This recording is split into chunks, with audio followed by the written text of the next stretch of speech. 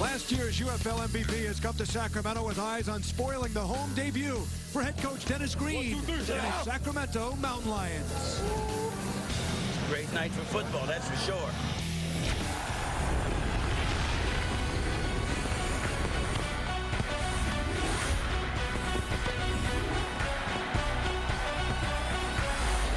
The UFL's best quarterback is Brooks Bollinger. He leads the Florida Tuskers in their prolific passing attack into Sacramento tonight, having never lost a regular season game in the league.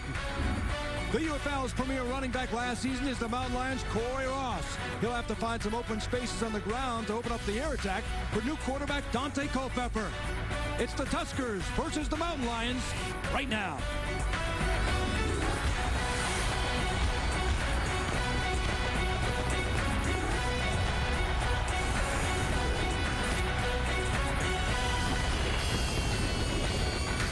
It is year number 2 of the UFL season, but the debut night for a new franchise in the league at home, the Sacramento Mountain Lions. We're in Sacramento, California, at Hornet Stadium. It's a tough matchup for the Mountain Lions as they take on the tough Florida Tuskers.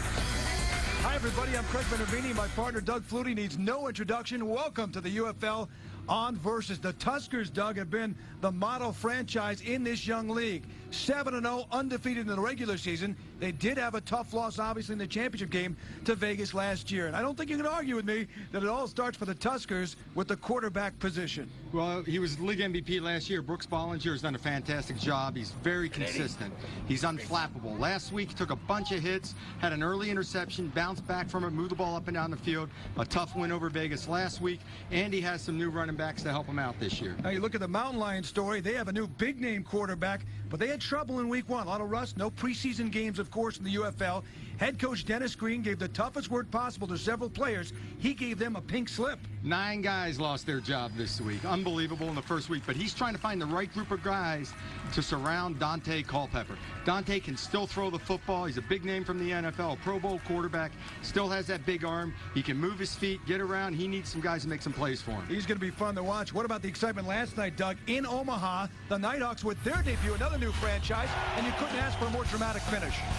What an atmosphere. Jeff Garcia, quarterback, throws a short corner route with 6 seconds left on a 4th down play to Ferguson for the touchdown and a big home opener win. What a comeback for, yes, that Jeff Garcia, the 40-year-old, still going strong and turning them on in the state of Nebraska. Here in California tonight, though, our focus is on Florida and Sacramento, and we'll have the opening kickoff and much more coming up from Hornet Stadium. All right, defensively now, we know what we got to do. We got to pressure the quarterback and get those hands up. They like quick throws. Let's get some batted balls, man. Batted balls can lead to interceptions. Batted ball can lead to down and distance in our favor. All right, let's make sure we get those hands up, get those balls batted. Defensive captain, Dontarius Thomas. The United Football League on Versus is presented by Men's Warehouse, the official men's retail clothing store of the United Football League. Men's Warehouse. By AOL Fan House. For more information on the United Football League, go to fanhouse.com. And by Progressive Insurance, making it easy to shop for car insurance. Perfect evening for football in Northern California as we close in on start time. Tuskers and the Mountain Lions, and what better way to start off than to go to our men on the sideline. First, we'll introduce you to Sports Illustrated senior writer Damon Hack. Damon? Greg, thanks. Great to be with you. I'm joined here by Sacramento wide receiver Tay Biddle, who 1 year ago was the UFL's leading receiver in yards, obviously with the Tuskers last year, now with the Mountain Lions. What kind of extra motivation does that give you tonight, Tay? Well, I mean, anytime you step on the field and the lights come on, you're already ready to play. But, you know, playing as an old team is extra motivation. I'm looking forward to starting this game, getting it going. Tay, obviously you know the Tuskers and the Tuskers know you. What kind of trash talking and jawing might we expect tonight? Hey, anything go tonight. You know, it's no hold bar out here tonight, so expect anything. Tay, good luck tonight. Thank you. Craig, back up to you. It sounds like it's going to be an old-fashioned grudge match. It's going to be fun. Our other guy on the sideline tonight, former NFLer Ryan Neese, is with us. Ryan? Hey, Craig, Doug, it's great to be with you guys tonight. Right now I'm with Coach Jay Gruden of the Florida Tuskers. Coach Gruden, we just heard from Tay Biddle. Tay Biddle obviously was a big-time receiver for you last year, but you must be really confident not re-signing him with the receivers you have here tonight. Yeah, Tay got released late in training camp with the Vikings, and we already had our roster full of wideouts. And unfortunately, we couldn't have room for him at the time. He's a great player. Love to have him back, but we're lucky to have the guys that we have. We're excited about their prospects. You guys got the ball tonight to start the game. What do we expect from your offense to start fast? All right, so if we protect the ball and come out fast, and we're going to try to get after him a little bit, but hopefully guys play hard and protect the ball. Thanks, Coach. Tate Biddle, hey, it's a great night. The wide receivers for the Florida Tuskers have a great night. Back up to you guys. Our Sideline Report is brought to you by AOL Fanhouse. For more information on the UFL, go to fanhouse.com. There's Fabrizio Scaccia. He will kick it off for Sacramento. And they got a speedster there, the 4.3 speed. Calvin Russell is back at the goal line. Scaccia's got a good leg. Russell is a flat-out track star, can run under a 4.3 or right out of 4.3, and he left people in the dust last week when he gets an open field. For the first time in 16 years, pro football is back in Sacramento, California, and we are on the way to the UFL on Versus. And Russell has it. Trying to load a tackle, and he can. A gain of 10. It was Carroll Mays getting in on the tackle. As you look at Brooks Bollinger, what a first season he had last year. His numbers last week, another 300-yard game, his 5th. And his 4th against Las Vegas out of 4 tries. Brooks is just very efficient with the ball, makes good decisions, doesn't force things down the field, distribute the football, and he needs a little bit of a running attack to get going this week. They didn't get the ball running last week. Well, certainly not good field position here to start out on the 14. Play action Bollinger. He's going downtown right away, and it's shy of the speedster Russell and incomplete. He was well covered, but he did have a step. He can flat out run now. Russell can take off.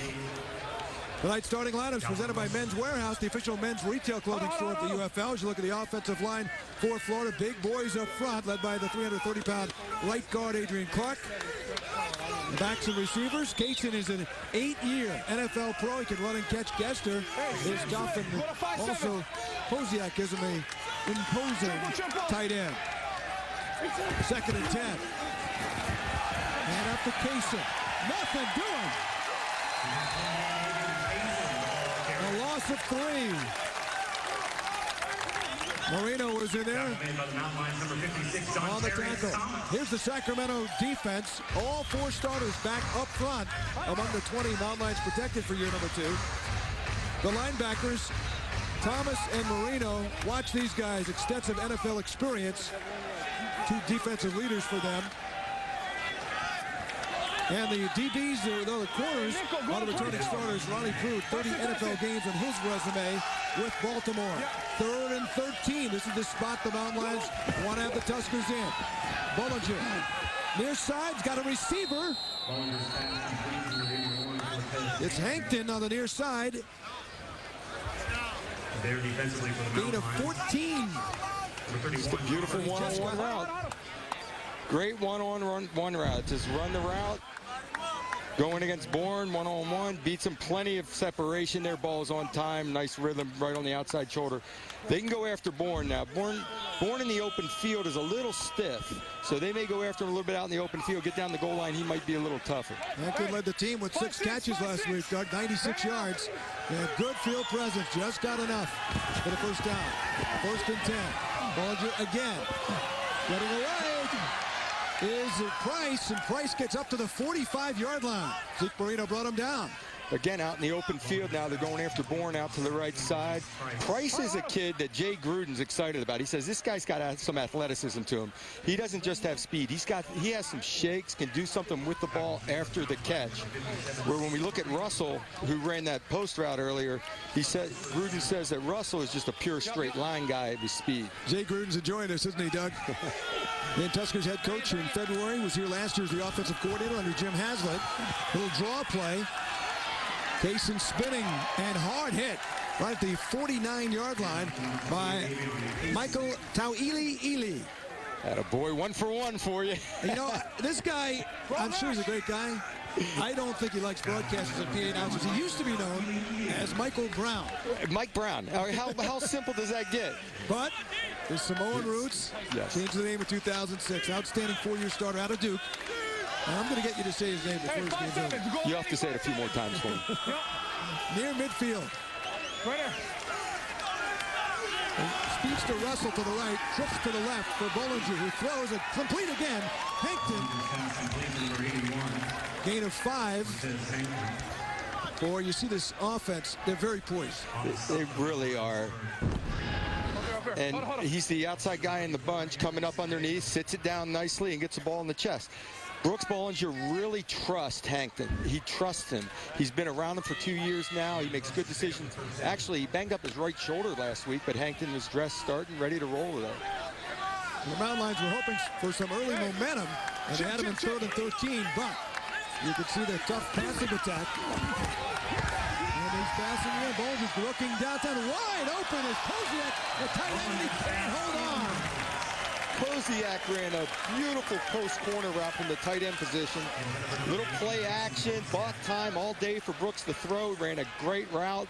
He wants to take off. Here he is on the left side. He's going to come up, take it to the middle, and bend it back to the corner. Boom, stick your foot in the ground, go back to the corner, all by himself, and just catch the ball, son. Andrew Sendeo, 34, the safety fell down, and it was a big play in the making. 2nd and 10, movement on the line. That line's according to the offensive line of Florida. And they're right. Remain 2nd down. You know, unlike Florida from last year, they had 11 penalties last week. And picking up where they left off in the first drive. And, you know, Jay Gruden said that was a concern. We've got to eliminate those penalties. Over 150 yards last week. A lot, and you still won the game. So that's a lot of yardage taken away, but they managed to win. Hopefully it doesn't hurt this drive. Whitaker and Price are the wideouts to the right. Bollinger looks in that direction and finds Price. Makes a move and goes past the 40. Knocked down around the 35-yard line. Scott Ware, the safety, got him. Again, it's Price after the catch. Just a little hit screen. Gets a great block from Whitaker, number 15, to his inside. And Price makes a miss, and up the sideline he goes. After the catch. That's exactly what Gruden said about Price. Prude had a shot at him. Ronnie Prude, Ronnie Prude had a good week last week, looked tough on the corner. He's a good defensive back. He's a little on the small side, and some of these receivers for Florida are big boys. He's got to come up and wrap up in a hurry before they get going. Look at the drive. He plays 50 yards, another 1st and 10 at the 36 of Sacramento. There's Kaysen again. He almost found big room. He got about 5 in the play. Robert Bourne on the stop. As you look at Avion Kaysen, he's 31 from Illinois State. He can catch and he can run. They need to be able to run the football. They struggled last year, somewhere right around 3 yards a carry. To see them rip off some good yardage on a 1st down run is important to this team, but they're setting up the run by throwing the ball. 10th play of the drive. It's 2nd and about 5. Runnels, the fullback, will try to block for Kaysen. And not much doing there. He's held up. And it was Ili again in on the stop. First year of the UFL for number 51. So Ili, I said it once. There you go. Steps up, showing a little enthusiasm. That's what it takes on defense. Defense is an emotional game. You've got to get jacked up. You have to be emotional. Come up and stick. All it takes is one negative play to stop a drive. There's a little emotion. Big play here. 3rd and 4. They're at the 30, so it'll be a 47-yard field goal if they do not gain and decide not to go for it. At the right point, Zeke Marino with a big defensive stop for the Mountain Lions out of USC. Used to call him Zeke and Destroy there. Actually, I played with Zeke out in San Diego with the Chargers. Zeke is the only way to take away 3-step drop. Get your hands up. He actually tried to catch it. He had 2 hands on that. Zeke almost pulled it in. So Nick Novak will attempt the field goal. It'll be 48 yards, this field goal attempt, brought to you by Men's Warehouse. Men's Warehouse, you're going to like the way you look. Ken Parrish will hold for Nick Novak. Got a record last week of 54, and he connects from downtown, a 48-yard field goal, and a successful drive, a long one for the Tuskers. He converted on that 3rd and 13 and went 12 plays, 55 yards. They got the early lead in Sacramento.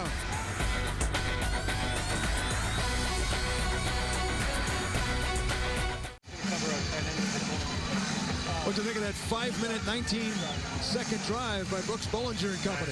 Beautiful drive. Came out, threw one over the top to back him off, and then nickel and dime underneath. Even on the ball that got knocked down, Hankton schooled his corner on the slant route and was wide open, but Ziccarino got his hands up. Novak was 2 for 4 last week, so that's a big field goal for him. He hit a 54-yarder, a new UFL record. And he can hit it pretty good. The return is Amy coming up to about the 28-yard line. Michael. There's Culpepper coming in for the Sacramento Mountain Lions. Dante Culpepper. Last week, a lot of passes for him, and 40, not overall a great game for him. Yeah, the numbers weren't great, but in the second half, he really found the rhythm, came out, completed his first 6 in a row, went into a little no-huddle mode. He still has the tools and the big arm, no doubt. And he's loving it here. We saw a big smile when we talked with him yesterday about playing in the UFL. They want to establish the run here with the leading rusher last year, and this is him. Corey Ross got about 3 on the play. Did he flow it all or no? Tonight's starting lineups presented by Men's Warehouse, the official men's retail clothing store of the UFL. Men's Warehouse, you're going to like the way you look. There's that Sacramento offensive line. Llewellyn is the lightest at 300 pounds. The backs and receivers, Corey Ross, we mentioned, the leading rusher, had a quiet week 1. Amy, a 2-time All-American from right here at Sacramento State. Number 18 wide receivers. Got some good speed. 2nd and 7. There's Ross again, straight up the middle. Get loose! And near first down yardage, I think he got it. McKinley Boykin brought him down. That is key to get him on track. I talked with Coach Mike Kruzak just before the game. He said Corey just was not in sync last week. He didn't see some things, and he needs him to get going early. They are going to give the run an opportunity this week. Going behind the right side, Robertson is 310, the right guard, light body. Don't let the name fool you there, Doug. 325 on the right tackle for Sacramento. Here's Culpepper passing. Dragged, trying to get away. Throws it, picked off. Melton's got it. A big play by Terrence Melton. And a turnover here for Sacramento in the hands of the Tuskers. Terrence Melton, the 33-year-old veteran out of Rice. Dante shook the tackle off, trying to avoid the sack. In the UFL, all you have to do is get the ball back to the line of scrimmage to throw it away. Potentially, he could have just thrown that into the ground in front. Instead, he tried to force a throw. Terrence Melton comes up with the interception and a big play for Florida. Well, he must not have been, well, 15 might be too He was looking over the middle. It looked like he might get away and make a play, but an interception stalls the Mountain Lions' first drive.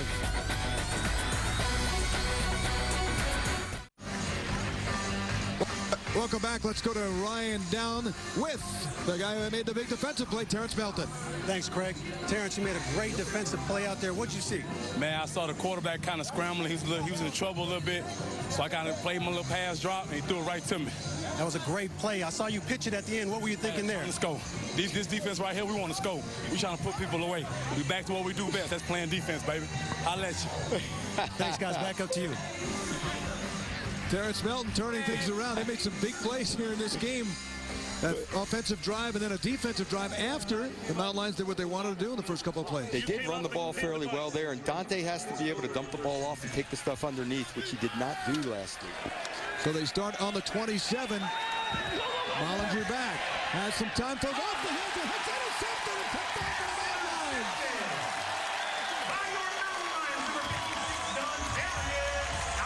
Darius Thomas, the leader of the D, comes right back, Doug. They needed that big time defensively. Sacramento comes up with a big stop, although it's, an unforced error by Florida, but they needed the big play to stop that and come up with the interception. Darius Thomas is an active defender. He's all around the ball all the time. Eyes on the quarterback, reacts to the deflection. Brooks just tries to dump it off and play it safe. So 2 huge defensive plays and a second life, if you will, for Culpepper as he takes over for the Mountain Lions on the 23. 59.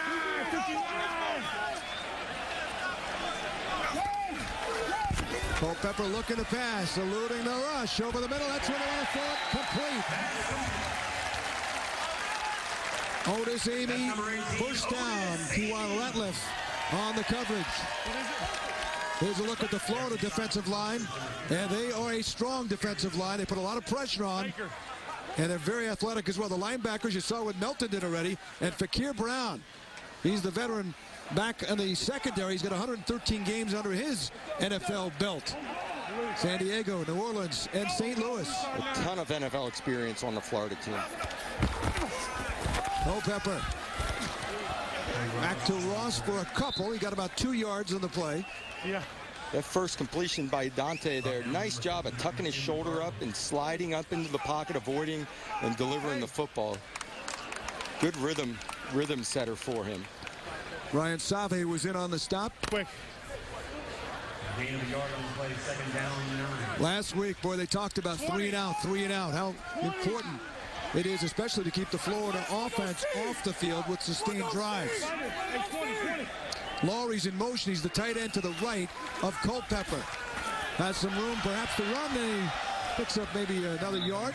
Let's go down to Damon Hack. He's down with Dontarius Thomas. Thanks, Craig.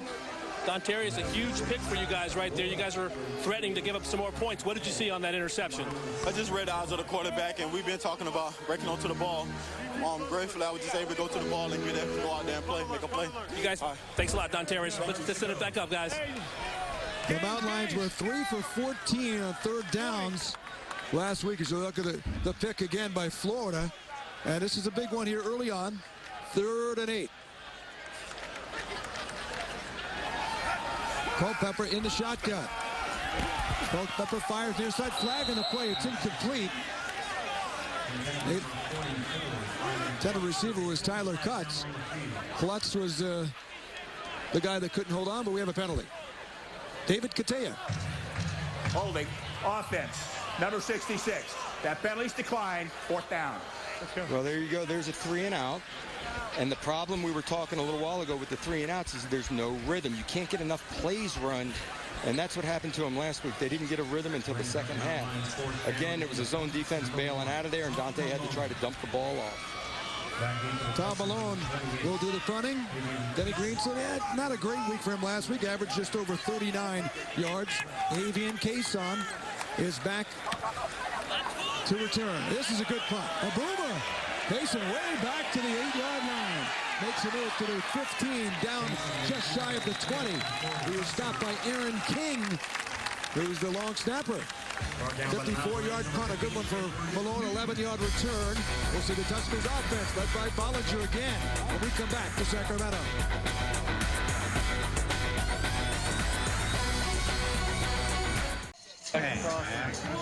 Chaz and 17 both kind of got jammed on it. I think they played straight up cover 2. They did. Yeah. I got off Chaz pretty quick. He went to. It's a game within a game. We already have one tonight. Well, you heard Brooks Bollinger talking about he got off Chaz pretty quick. Chaz Gessner was running a seam route up through, but he got jammed. And so he came off of him, went for the check down to Maurice Hicks. Ball deflects off his hands, ends up in an interception. Actually, on the backside seam, he had a tight end, Jason Posiak, who had an opportunity, but he happened to be looking to the other side of the field. No, hold on. Tuskers won all 6 of their regular season games last year. Won last week in an exciting game in Las Vegas, making another West trip here for game 2 of the season. This is Hicks in the backfield, and another solid play by Zeke Moreno. Getting in and getting the tackle for a loss. Zeke's a veteran guy, 34 years old. He's still moving around. Zeke splits it, comes through, wraps up the legs, and pulls down Hicks. Hicks had a little hammy last week, didn't play last week, so this is his first live action. They call it no gain on the play, so 2nd and 10. No gain on the play, 2nd down. We know a 5-year veteran in the NFL. Hicks is in the backfield. Bollinger looking near side and complete again to Hankton. Been his favorite receiver early on. Kelly Malvo making a stop. Well, they're setting them up. They're setting them up for Prude. Prude's jumping the route now, getting closer and closer and closer. So double move. I would look for on the next first down a double move against Prude. 3rd and 4, which means like an out and up or something going deep. Suck them up short and go over the top. Bang yo, bang yo. They are 1 for 2 on third down. And there's a flag on the line. Looked like the right-handed jump. Let's see if he was forced to jump.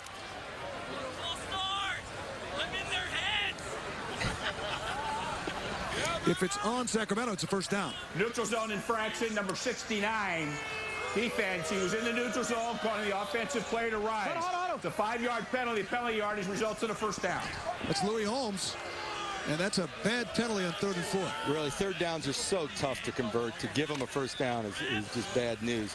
Now I'd like to keep an eye on Prude. He's down to the right, down to the bottom of our screen, down in here. Let's see if we get a double move to this side of the field. He's the left quarterback. They're going the other way. Complete to Maurice Price. And again, a good tackle. Hard tackle by Robert Bourne on the play. Gain of 1. As Bourne stepped up from his right cornerback position to make the play. Both these corners, Bourne and Prude, are very aggressive and want to jump routes. Both are very susceptible to double moves or balls over the top. They got burnt deep a couple of times last week by Hartford. Sacramento brings in the nickel D back. That's Kelly Malvo here on a 2nd and 9. 3-0 Florida on the 48-yard field goal by Novak early on. Will draw. Hicks has it. Over the 35, dives down a little shy of the first down. He'll set up another 3rd and short. Maurice Crum on the tackle. UFL action continues next week with a Thursday night game in Orlando as the Tuskers host the Las Vegas Locos at 6 p.m. Eastern. Then on Saturday night at 7:30 Central, the Sacramento Mountain Lions meet the Nighthawks in Omaha.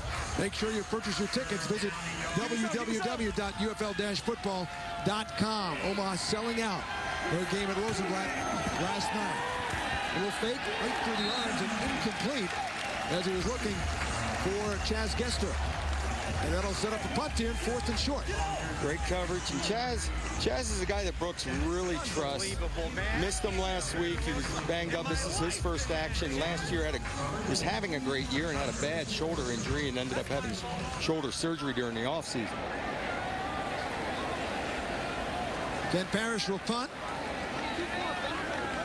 Aaron Woods, all of 5'6", but he can fly a 4.22 40 during his workout day in March.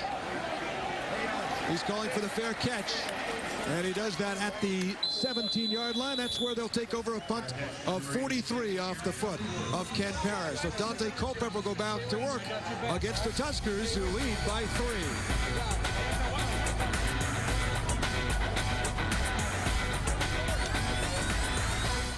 We just...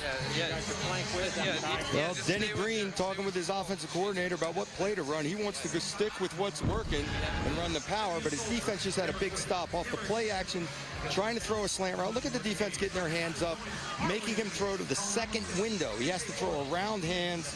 Chaz Gessner couldn't get good separation off of Bourne. Bourne right there to break up the play on a big 3rd down stop.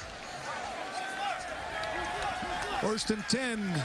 Hey, at the 17. In motion is Windsor. Hey, leave him. Go there. Led them in receiving last week. That's Ross in the backfield. Not too much going on there. Ryan Save made the stop. No gain in the play.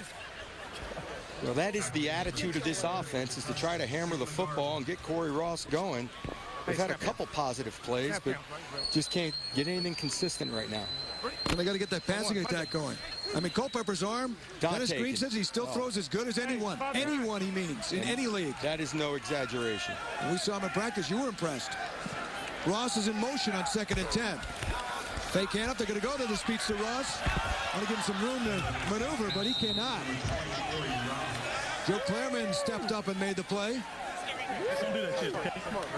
I think they realized Dante has the big arm. Last week they tried to go upfield and didn't have a lot of success. So they decide this week, let's get the ball in Corey's hand. Corey Ross can't get anything out of the little hitch screen, but he's trying to dump the ball off and being a little careful with the football early. Culpepper's 2 for 4 for 14 yards and a pick. Neither team has been able to take advantage of the early turnovers. Here's one of those big plays, 3rd and 9. Again, last week they were 30 for 14 on 3rd down. Culpepper with some time over the middle. blitz is caught, but down shy is Otis Amy as Jerome Carter from his safety spot stopped him. Gain of 5. He'll come up about 4 yards short. Dante's shaking off tacklers on the pass rush, but he's gaining too much ground in the pocket. He's moving forward into his offensive line a little bit. When you shake off, you've got to keep your depth in the pocket. Tom Malone punting. Again, Avion Kaysen is back. Kaysen for the fair catch. It's tricky at the 30-yard line. No win, but that ball was floating around. UFL Fantasy Pick'em powered by RotoHog, award-winning fantasy sports. Play now for a chance to win tickets to the UFL championship game. $1:25 to go here in the first quarter. A little feeling out process. You can't keep giving the ball back to Florida. Brooks is too good. He's been with this group a long time already. This is their second year together. They're very efficient. They've got an excellent passing game. They will burn you. So Sacramento's got to figure out a way to control the football a little bit. Bollinger's thrown at 6 for 11 so far. 11 passes. Well, I think they don't mind setting up the run with the pass. They don't mind it at all. Salt 5-5, Salt 5-5.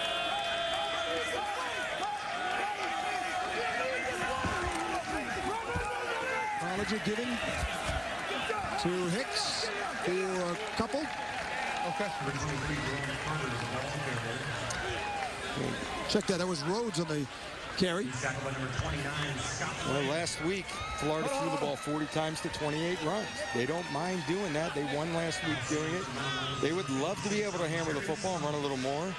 But yeah, Dominic Rhodes, an NFL veteran, he's in there now. He had a couple touchdowns last week. He had a short yardage touchdown and a reception. They've got great talent, Doug, in the backfield. They switched it up this year. Rhodes, Kaysen, Hicks, all with lots of NFL experience. Rhodes again in the backfield as Bollinger drops back to pass. Plenty of time. Moving, throwing, complete on the near side. To Calvin Russell. Got up to the 40-yard line for a gain of 7. Excellent job defensively covering the receivers down the field. Everything was covered. Brooks showing his athleticism. You know, he said he listed his baseball career in his bio now, so people think he's a little more athletic because they were starting to think he wasn't athletic enough. He moved around real well last week, and he's showing it there. Could be the end of the quarter. He was drafted twice by the Dodgers just because he won the Rose Bowl and met Tommy Lasorda in California. All of a sudden in the offseason, he gets a call and what? A tryout? And they looked at him, and then his sister calls him and says, somebody the Dodgers drafted you? It was a low pick, and he said, I didn't want to play low minor league ball. He prefers this game, and he plays it very well, leading the Tuskers. In regular season, they have not lost yet. Back for the second quarter from Sacramento.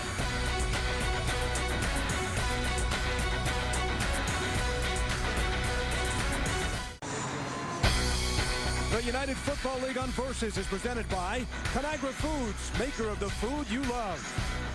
And by Rydell. Well, it's great to be with Doug Flutie, our entire crew, Craig Minervini, Ryan Neese, Damon Hack with us. And look at the crowd here for the first ever pro football game here in 16 years. The last team to play was the Sacramento Gold Miners.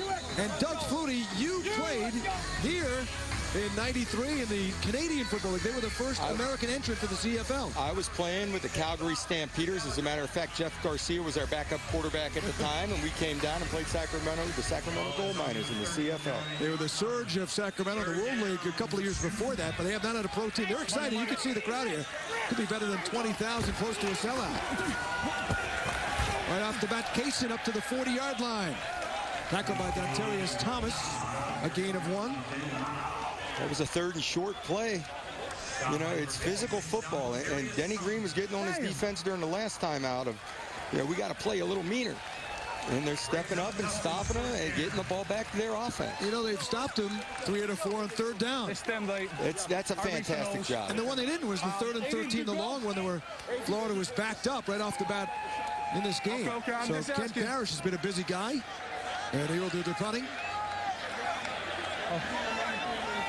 Back deep again is the speedster Aaron Woods. Would love to get a chance to return one, but another high punt.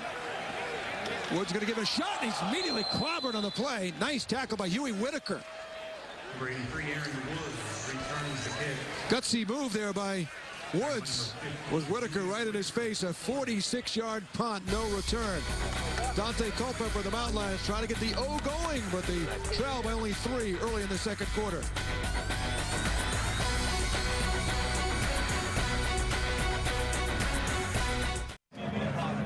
Hot item here, Doug. Get your Dante Culpepper official Sacramento Mountain Lions jersey. Great jersey, great look. The numbers are sharp. I saw a bunch of people wearing them already today. I mean, they're jumping off the shelf right now. You want to talk about Spiffy? Tell me about this. Look at this. That looks like you and Dante. His old school colors ride. I'll tell you what, Dante's got this pimped out just a little bit. He's got all the new bells and whistles tucked in there in the doors, all his speakers and Look at that. Look at the rims on that. Dante. 1975 Caprice Classic, and Denny Green was saying, hey, Dante loves it up here. He said he's got the vintage cars, his family is here, his wife is here at the game. With their 5 children, she's expecting number 6. Offensive play number 11 for Culpepper. And the Mountain Lions. Quick pass complete. Get a few yards off to Rod Windsor on the left side before Fakir Brown jumped in on the stop. Windsor kind of became his go-to in the second half last week and made some plays for Dante. So there was just a run play called to the right. Saw the corner playing soft, grabs the ball, throws it out to Windsor, and picks up a good gain on first down. You offer Culpepper any money for that, Carl? Not yet. We're negotiating. It's a long season. 8 games in the UFL. Top 2 teams of the 5 will meet in the championship game day after Thanksgiving. Culpepper moving his tight end, Nate Laurie, just to the right. He's throwing a pass. Got a man if he can get Windsor, but it's just overthrown. Just overthrown. Windsor had a step. It's a nice read by Dante. The safety rolled to the strong side of the field away, leaving Windsor one-on-one on the backside corner and just missed by a eyelash there. I would have liked to see Windsor try to run through this ball rather than gathering his feet and diving. Just out of the reach. Well, they had a 3-week training camp. That's Fakir Brown he's going against. They've got to develop their rapport too. It's going to be a work in progress. Absolutely. As the year goes, they'll get better in a hurry. So a big 3rd and 6. They're 0 for 2 on 3rd downs. Culpepper still has it. Still moves well. Throws on a run. Oh, it's dropped at the 35-yard line. Corey Ross, who would have been probably, at the 25, I should say, probably within first down yardage right there. They had an opportunity to convert. You got to take advantage of it. Dante still has some good legs to him. Moves around, buys some time, makes the throw on the run, right on the money. And Corey Ross does have good hands out of the backfield. He makes plays on screens. Odell Thurman was on the chase there. You got to make those plays, especially 3rd down. Punter was hit, and I think he's going to get a call. It's a terrific punt for the Mountain Lions. Maybe going back on offense. He goes all the way down to the 17. It was a 64-yard punt. But the best news for the Mountain Lions is on their own 4-yard line. That's where the flag is. Hey, you go count right here. Well, there's a break. There's a chance, okay, Florida converts for you by giving you a stupid penalty. Now you can get a little rhythm in your play call. You just ran a few plays. Let's find out what's working. We're going to get a few more plays run here. Get a rhythm going. A little frustration on Jay Gruden on the opposite side. It's really been the only chink in the armor for this Tusker club. 11 penalties, over 150 yards last week. And other than that, you're right, they may have blown out Las Vegas, or at least won by another touchdown or 2. And here it gives Culpepper a chance, and it looks like he's starting to feel a little more comfortable. I agree. He had a couple audibles there. He had a running play where he jumped up and throws the ball quickly out to the receiver. He's checking off on the 2nd down play and moving people around. Feels like he's starting to take control a little bit to see if it carries over to some positive things offensively. Tay Biddle has not caught a ball yet. Comes to the near side. He's the former Tusker, really excited about coming back and playing against his former team.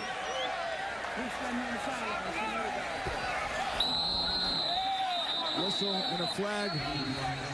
Whoa. Movement on the line. They moved. They're in the neutral zone. He got to move. Here's David Catania. Start offense, number 8. Head bob. 5-yard penalty. Remains first down. Here you go. He's trying to draw him offside. He got him, but a little too much body language, I guess. Watch his head bob up and down a little bit. No, he always sits back out. Dante had the wrong count in his head. He was ready for the ball count early, pulled out from center. Doug, what about the formation? He's got a little reverse wishbone there. I've seen him run a naked bootleg out of this before. Laurie, the tight end, is on the right. Clutch is the fullback, 44, with Ross in the backfield, and again, a whistle. Boy, more penalties. But really, all it is a fullback to one side and a tight end to the other. So it's basically pulling your tight end back to the backfield out of that penalty. Prior snap, false start offense. Number 11, 5-yard penalty, remains first down. Well, this time it's Rod Windsor, the 6'2", 210-pound wideout. And now all of a sudden it's second and it's tough. 15. Tough to be patient when you keep going backwards. It's a 1st and 20 situation. Gain. First and 20, you're right. Culpepper back and looking over the middle. Has a receiver. Oh, big hit. First down is Tate Biddle. It's close to the first down. I think he's just shy. Pete Davis came up and really rocked him, but Biddle hung on. That's got to feel good for the former Tusker.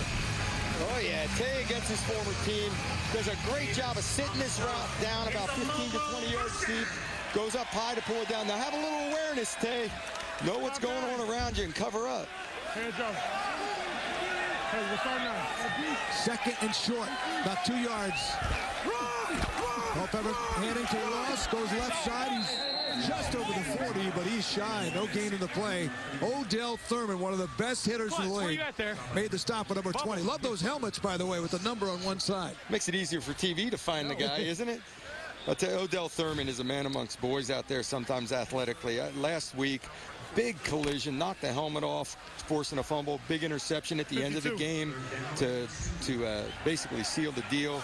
Forced 2 fumbles last week. Former second-round pick of the Bengals. The number on the helmet, the idea of Paul Pelosi, the owner of the Sacramento Mountain Lions, and Dennis Green. 3rd and 2. Culpepper throwing, and it's complete. Is he inbounds? Yes, he is. Nate Roy down the field for a big first down. Their first conversion on 3rd down. A gain of 22. Great job by Dante Culpepper buying time. Last week when he moved out of the pocket, he was very inaccurate with the ball. He was all over the place with the ball, throwing it into the ground. Here he moves, buys some time on the fly, makes a beautiful throw on the move. Fake Rabel. Boy, Laurie making the catch there right on the sideline. Here's Ross running around. He's got some room there. Scamper around the corner, knocked out at about the 31. Tim McGargle got him. Very close. Was he pushed out here?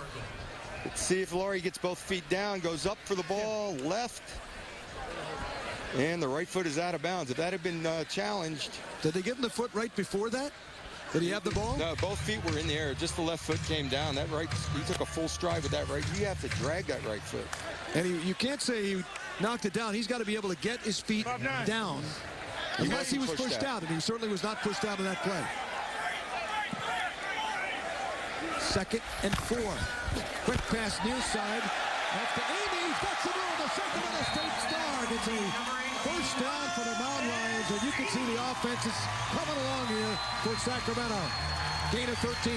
That's against Darius Vanette out there. Gives him a little shake and gets by him. Again, this is a run play that Dante sees the corner.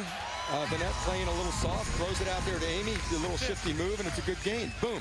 Everybody's blocking the run. He's out there one-on-one, good shifty move. And this is what we're talking about with the penalty on the punt, giving them a rhythm offensively. Culpepper has Ross again in the backfield, and Corey's got it. Runs to the left. That's the run. They'll see him, and he's down. Again, their first down yardage. Picked it up, I believe, down at about the 6. Nate Sally stopped him. There's the Corey Ross from last year. A little vision. The whole left side. The left side caves down. Corey sees it, bounces it backside, finds a little crease and heads north and south. Where is that guy? I remember talking to McGargle yesterday. He said, boy, Dante is so big at 6'4". I don't know if I could see Corey Ross. He's at 5'6". First and goal now at the 7. Handoff is J.D. Washington. It's inside the 5. Ball came free, but I think it was after the whistle. Our first look there at John David Washington. Second down. John David stepped in last week, did an excellent job catching the ball out of the backfield. He also does a great job in pass protection, so in passing situations, sometimes he's in there. And here he's just giving Corey Ross a spell. And some famous bloodlines, too, for John David Washington. Denzel, baby. His dad, Denzel, award-winning actor, is here tonight. He wants to be known as John David's dad. Culpepper gets free, looking end zone, throwing back. Oh, just through Laurie's hands, incomplete. Good attempt there by Culpepper. Went right and then looked for his receiver down the middle of the tight end, Laurie. Well, he better trust Laurie here. I don't know if this is trust or not being too smart with the ball, lobbing it back to the middle. Here's that naked bootleg out of the reverse wishbone look. Boots out to the right, throws back inside and puts it up high to give his guy a chance. So that's a trust factor there that I don't know if I want to take that risk. Laurie is 6'6". There's Denzel Washington. He traveled last week to Hartford. He's a big supporter. He was getting the games last year, too. He's a loyal dad. In motion is Biddle. Corey Ross in the backfield on 3rd and goal. Quick pass. Inside. Touchdown! Brad Winter! And the first ever Mount Lang touchdown at home. Throws this crowd in Sacramento.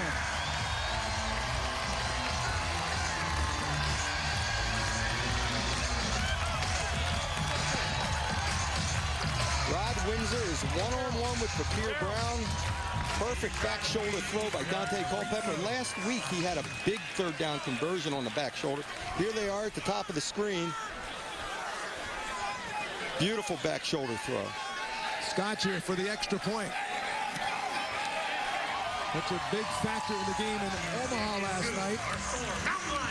And Hartford missed the extra point. And not Scotcha, and he's got the Mountain Lions on top. The offense, a 12-yard, 86-yard drive, 12 plays, culminating to Windsor, 7-3 Mountain Lions.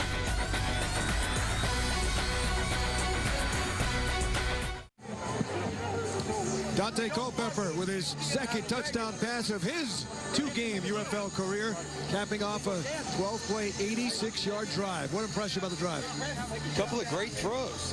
Hit Tate Biddle down the middle of the field on a deep curl route, about a 15 to 18-yard gain, and then he turned around on the scramble and hits Laurie out on the right sideline. And it was all set up by the roughing the punter call. Gave him a little rhythm, got some more plays called, and then a beautiful back shoulder throw for Windsor for the touchdown. And the Mountain Lions D has hung in there against Bollinger and company. Dominic Rhodes is back to return right at the goal line. Oh, dropped to the 10. Got a seam. Got over the 25, about the 27, 28. And Prince Kwatang took him down. Star out of Northwestern, where he was a team captain. 2nd year in the UFL. The players, 20 of them can be protected by each team. And a lot of returning players on both teams here. Especially offensively. The left side of the offensive line for the Florida team, Brooks, a couple of his receivers. Brooks said to us coming into it that this is the most physical front 7 in the league, defensively. This Sacramento defensive front 7. He's got trips to the left. Moving wide left is Maurice Price. Hankton inside of him. Russell's got great speed, 88 inside of him. Looks to those guys, then checks it off and goes down low to Dominic Rhodes. Let's go back to our Damon Hack with the quarterback of the Sacramento Mountain Lions. Hold on. Thanks, guys. I'm with Dante Culpepper after a tremendous 12-play drive. Dante, what was the difference getting the ball in the end zone after some struggles earlier in this game? We just settled down a little bit and just made some plays. You know, we had an opportunity to make some plays, and we made it. You know, simple as that. And we got to continue to do that and build on it the rest of the game. Dante, you have a new weapon in tight end Nate Lowry. What has he brought into this offense? Well, he's a guy that has a lot of experience. He's a guy that has a great playmaking ability, and he has very nice hands, and I love that in my tight ends. Thanks, Dante, for your time. Guys, back up to you. It sounds like Dante's really winning it this game.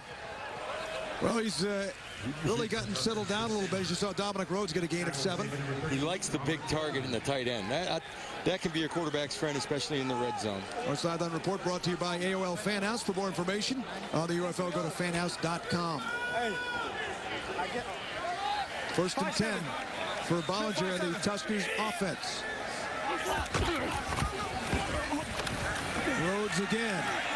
Met initially by Scott Ware. That slowed him up. No gain in the play. Lewis Holmes helped out, the right defensive end. Pick up 2nd and 10. Gorgeous night in Sacramento. It was a fiery week, I'd say, at Mountain Lion Camp. Last week, they struggled in their opener. They were rusty. Dennis Green made 9 roster changes. 9 guys got the pink slip, and they've come out after a little bit of a slow start with some fire. Bollinger well out of bounds, incomplete. Intended for Cortez Hankton, but he just threw that one away. He was well covered. You know, the Sacramento team does have a sense of urgency. They came in, 9 guys got fired last week. Guys are a little on edge, had an intense week of practice. On the flip side, this is the second West Coast trip for this Florida team. They could be a little tired, a little sluggish early, but they were down 10-0 last week and started slow. So it's no big deal to them to start slow. Russell, the speedster, out to the wide left. Hankton to the right. Whistle before the snap. Yeah, Bengal, you see? Timeout. Florida, their first charge timeout of the half. The Tuskers will take their first timeout with 6:56 to go here in the first half. The Mountain Lions have come back and grabbed the lead on the Tuskers.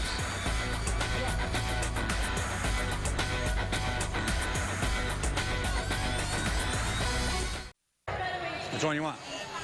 Let's go bench. You think it's going to be covered 2? I think so. I get a swirl and a bench. How about that? All right. So 2. Back swirl, Z bench? Yeah. Just tell them, go the swirl on the strong side. Yeah. You still do your check option. You want your back to do a check option, right? What he's talking about is hopefully getting a 2-deep coverage and running what they call a bench route. A bench route would be coming up the numbers of the field on the inside edge and then running an 18 to 16 yard out towards the sideline and try to hit the little dead zone. There's a 2-deep coverage. 1 for 4 on 3rd downs. This is 3rd and a big 10. But they're not getting a 2-deep coverage. Bollinger looking. Big 10 for the first. He's going to... Well, he almost went over the line of scrimmage. Did not. Now pursued. Knocked out of bounds nicely. Montarius Thomas has had a big first half. And the Tuskers will have to punt. Good job, I would assume, downfield covering, huh? Right. They didn't get the coverage they were hoping for. They were hoping for some form of a 2-deep coverage, and they didn't get it. They got a 3-deep.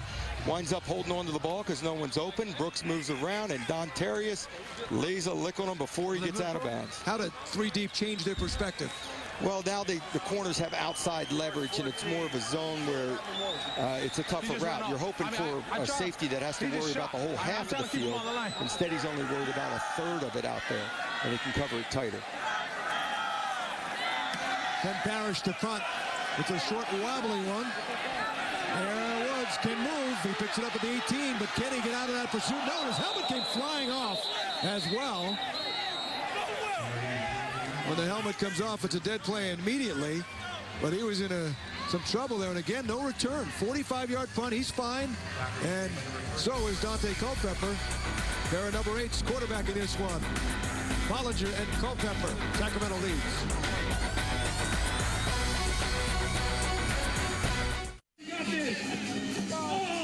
Nice to have you back with us. The UFL on Versus tonight. Our opener. We'll have coverage all year long. And the crowd here coming out on a debut night in big numbers. They're going to be close to the sellout number. The Mountain Lions starting their 3rd straight possession here, Doug, inside their own 17. Last time it didn't matter. At least they're not giving up points, and they are getting the ball back. And Dante has shown they can go the length of the field with big chunks. 3 big completions last drive for big yardage. Amy and Windsor on the near side, the wideouts.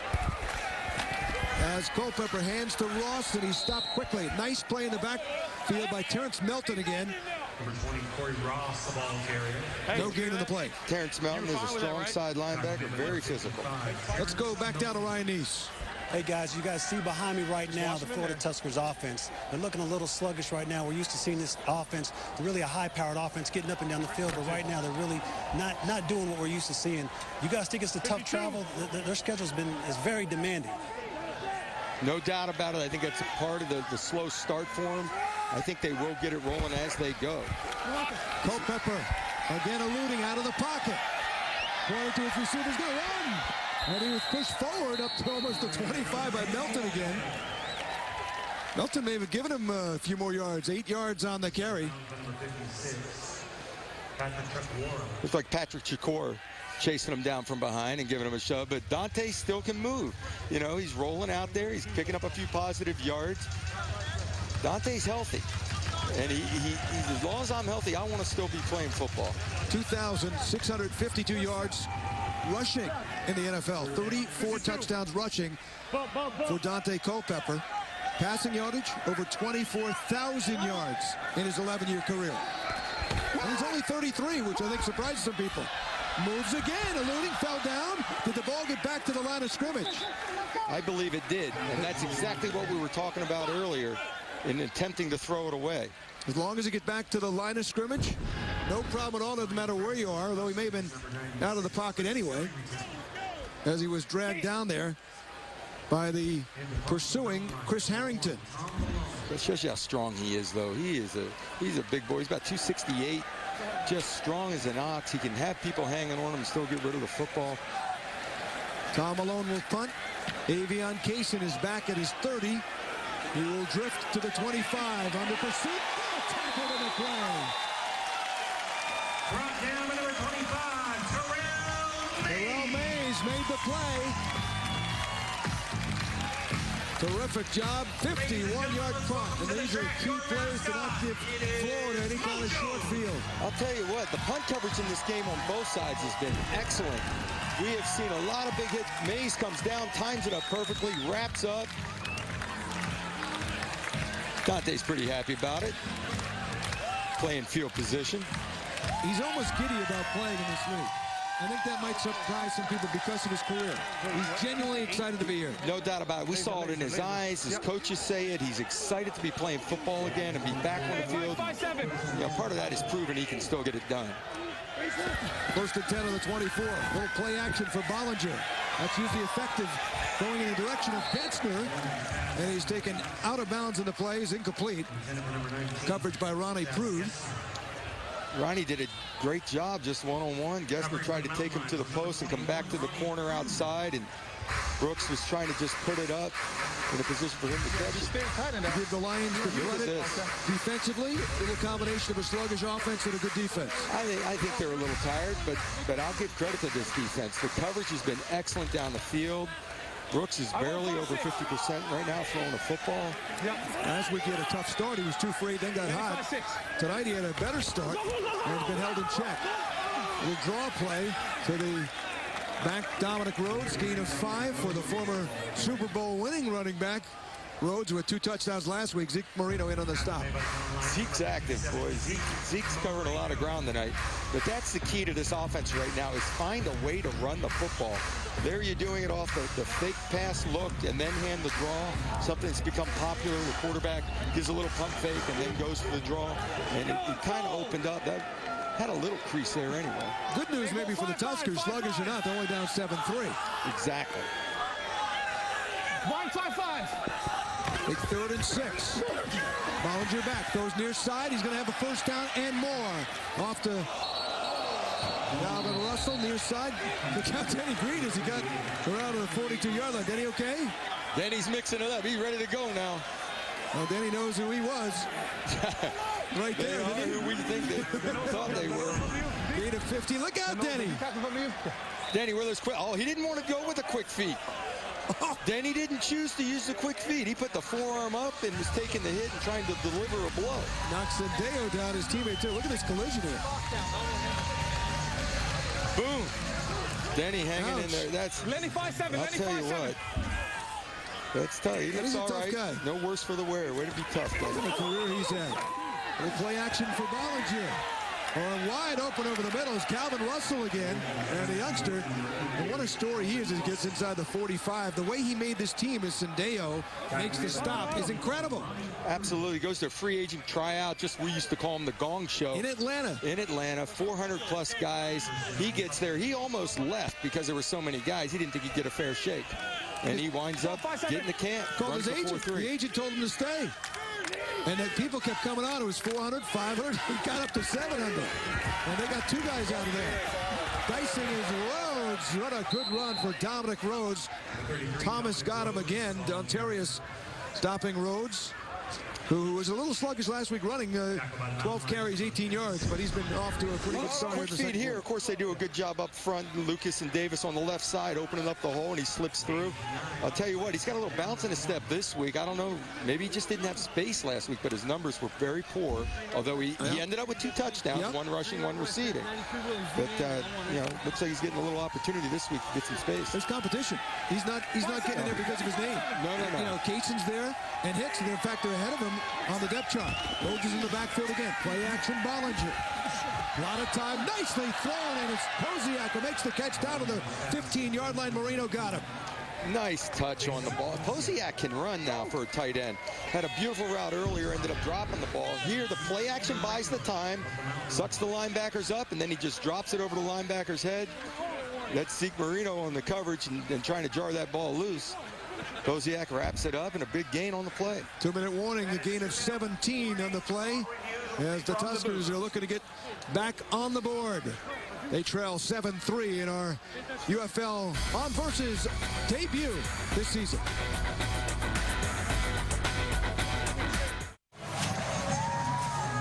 Welcome back to UFL On Versus, week number 2 in the UFL. Exciting game last night in Omaha, a sellout, as the Nighthawks won their game over Hartford. The Colonials beat these Mountain Lions last week at Rentschler Field in Connecticut comfortably, 27-10. Now the Mountain Lions with a tough task against the Tuskers. Say that 5 times fast. Rhodes in the backfield. 1st and 10 here. Second quarter. Rhodes spins. Marino held him up. Got the first hit on him. And Scott Ware came in as well to help out. Boy, Sendejo came flying up to support, missed the tackle in the backfield, but penetrated defensively. All right, so you got 143 and counting. It's been a good first half for the Mountain Lions. How important to hold them to 3 at the worst? Just psychologically, to know you can keep them out of the end zone and maintain a lead going into half. You played a great half of football, come out with the lead, and of course, psychologically for Florida, they still get in the end zone. Everything's cool, they're up and feeling good about themselves. Hankton is in motion. Rhodes in the backfield. Bollinger looking over the middle, and touchdown. That's Hankton in motion and sliding inside of Robert Bourne for the score. Hankton on Bourne. Beautiful pass play. Hankton comes in motion across the formation, widens Bourne. Watch him. He widens them with his stem, and then boom, the ball's inside on the skinny post. Beautiful throw, timing-wise by Bollinger. Can't touch that. Hankton's one of those guys that he trusts. That's why he can turn it loose on time and throw it in rhythm, because he knows he's running the right distance, the right depth. Great pass. And well played. You're right. And Nick Novak boots it through. And just like that, the Huskers have regained the lead. The Tuskers up 10-7. But 1:15 to go here for the Mountain Lions. Yeah, it'll be fun to see Dante go into a 2-minute drill. Here we go. Starts up front with protection. Great job by the guys up front. Stand there, hit his back foot, quick 5-step drop, bam. And you can throw that when you trust your receiver to run the routes at the correct depth in the right spot on the field. You can anticipate the throw and read his body language. And when you throw it on time, there's no stopping it. Corey Ross. Just staying loose, staying warm. Corey got a little more bounce in his step tonight. It looked like they've got a few creases there for him. Let's go down to Ryan Neese. I'm here with Brooks Bollinger. Great throw right there. What was the coverage that you read? They had quarters, and Jason Posiak did a great job of running through the near safety, clearing it out. And Cortez just had to beat the corner, stuck him, and got inside, and made my job easy on that play. That's a great way to finish a half. How do you guys feel going into this halftime with that score? We got to pick it up, you know. Obviously, they're a good defense, but we haven't sustained drives. We haven't finished drives.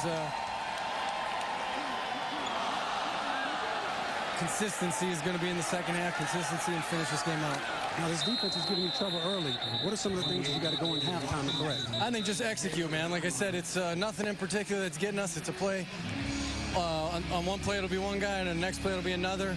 Hurting ourselves a little bit. We just need to come out, focus on the little things, and let the big plays happen. Number 82, the receiving team. Penalties after this is a goal. All right, thank you, Ryan. First down. Holding on the return by J.D. Washington will back up the Mountain Lions even more. We mentioned the bad field position to start off their drives. This will be the 4th straight inside their 17, and this one the worst of all at their 6.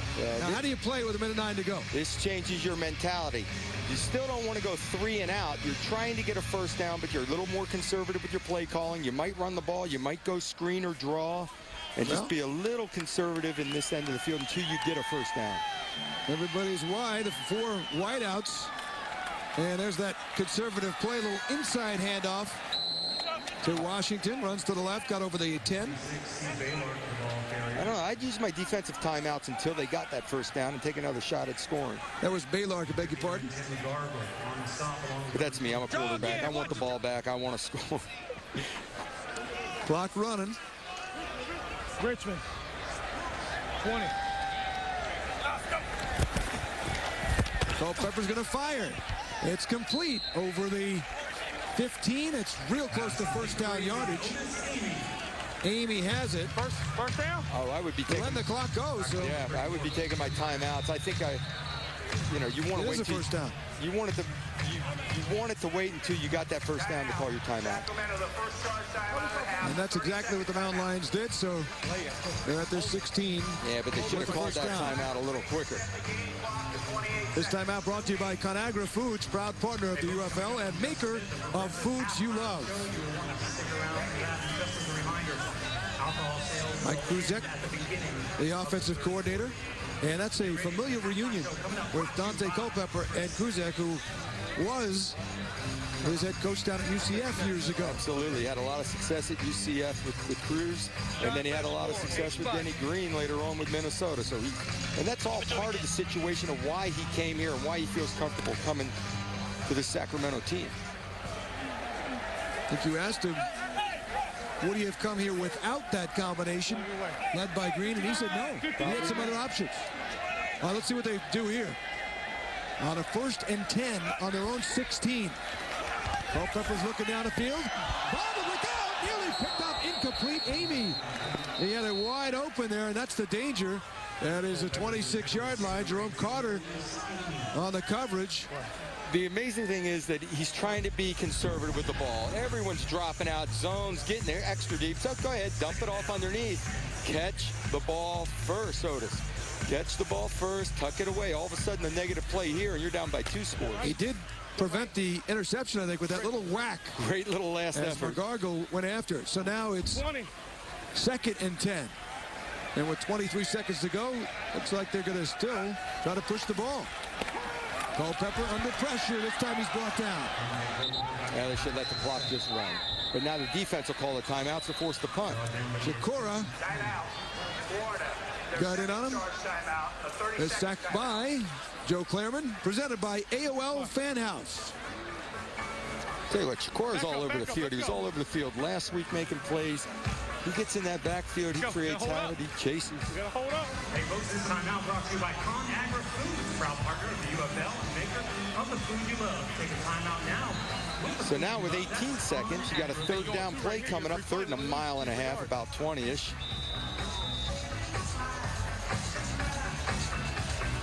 Florida, look for Florida to use their last timeout here and get the force the punt. Hey, bad snap on the punt, blocked punt return, 1 play and a field goal. They had a kicker that knocked down a 54-yarder last week. What do you expect him to do? Is he going to take again like a hitch screen or something? Yeah, he's going upfield. 2nd and 3rd and 13. He's going downtown. He's got Biddle. Who's got it? Tate Biddle with a big gain with 10 seconds to go. A gain of 54 as he got by Darius is spread ahead. Oh, what a play. That is the other option. Just throw it down there. If it gets intercepted, it's a 60-yard punt. Tell me Dante Culpepper doesn't still have a big arm. Dante lays it out there. Tay Biddle goes and gets it.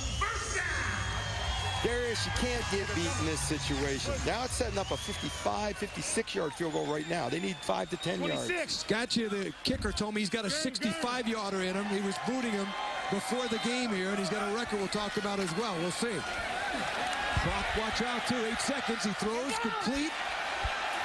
Down to the 25. They're going to call timeout. 1 second. Did they get it? I don't think... I believe he was across the line of scrimmage. I believe he was across the line of scrimmage. Would the timer please reset the game clock to 2 seconds? What's the problem?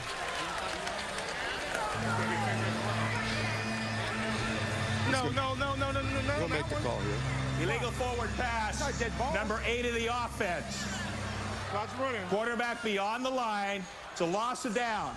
That penalty also includes a 10-second runoff. The half is over. So Culpepper, as you said, Doug, was just ahead of the line of scrimmage, and that could cost them 3 points. Let's take a look at it. Take a good look at where the line of scrimmage was. The ball should have been on the 38. We got our little line there to show you. Dante's right at it. Right at it. That's a tough one to call. But it ends the half with the runoff. The clock was running on an offensive penalty, a 10-second runoff. Exciting first half. The Tuskers leading Sacramento by the score of 10-7.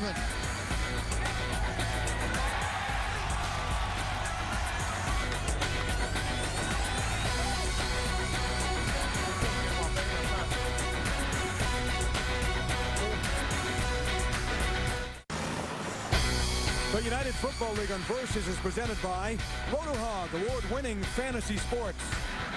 And by Cutter's Gloves. No other glove performs like this.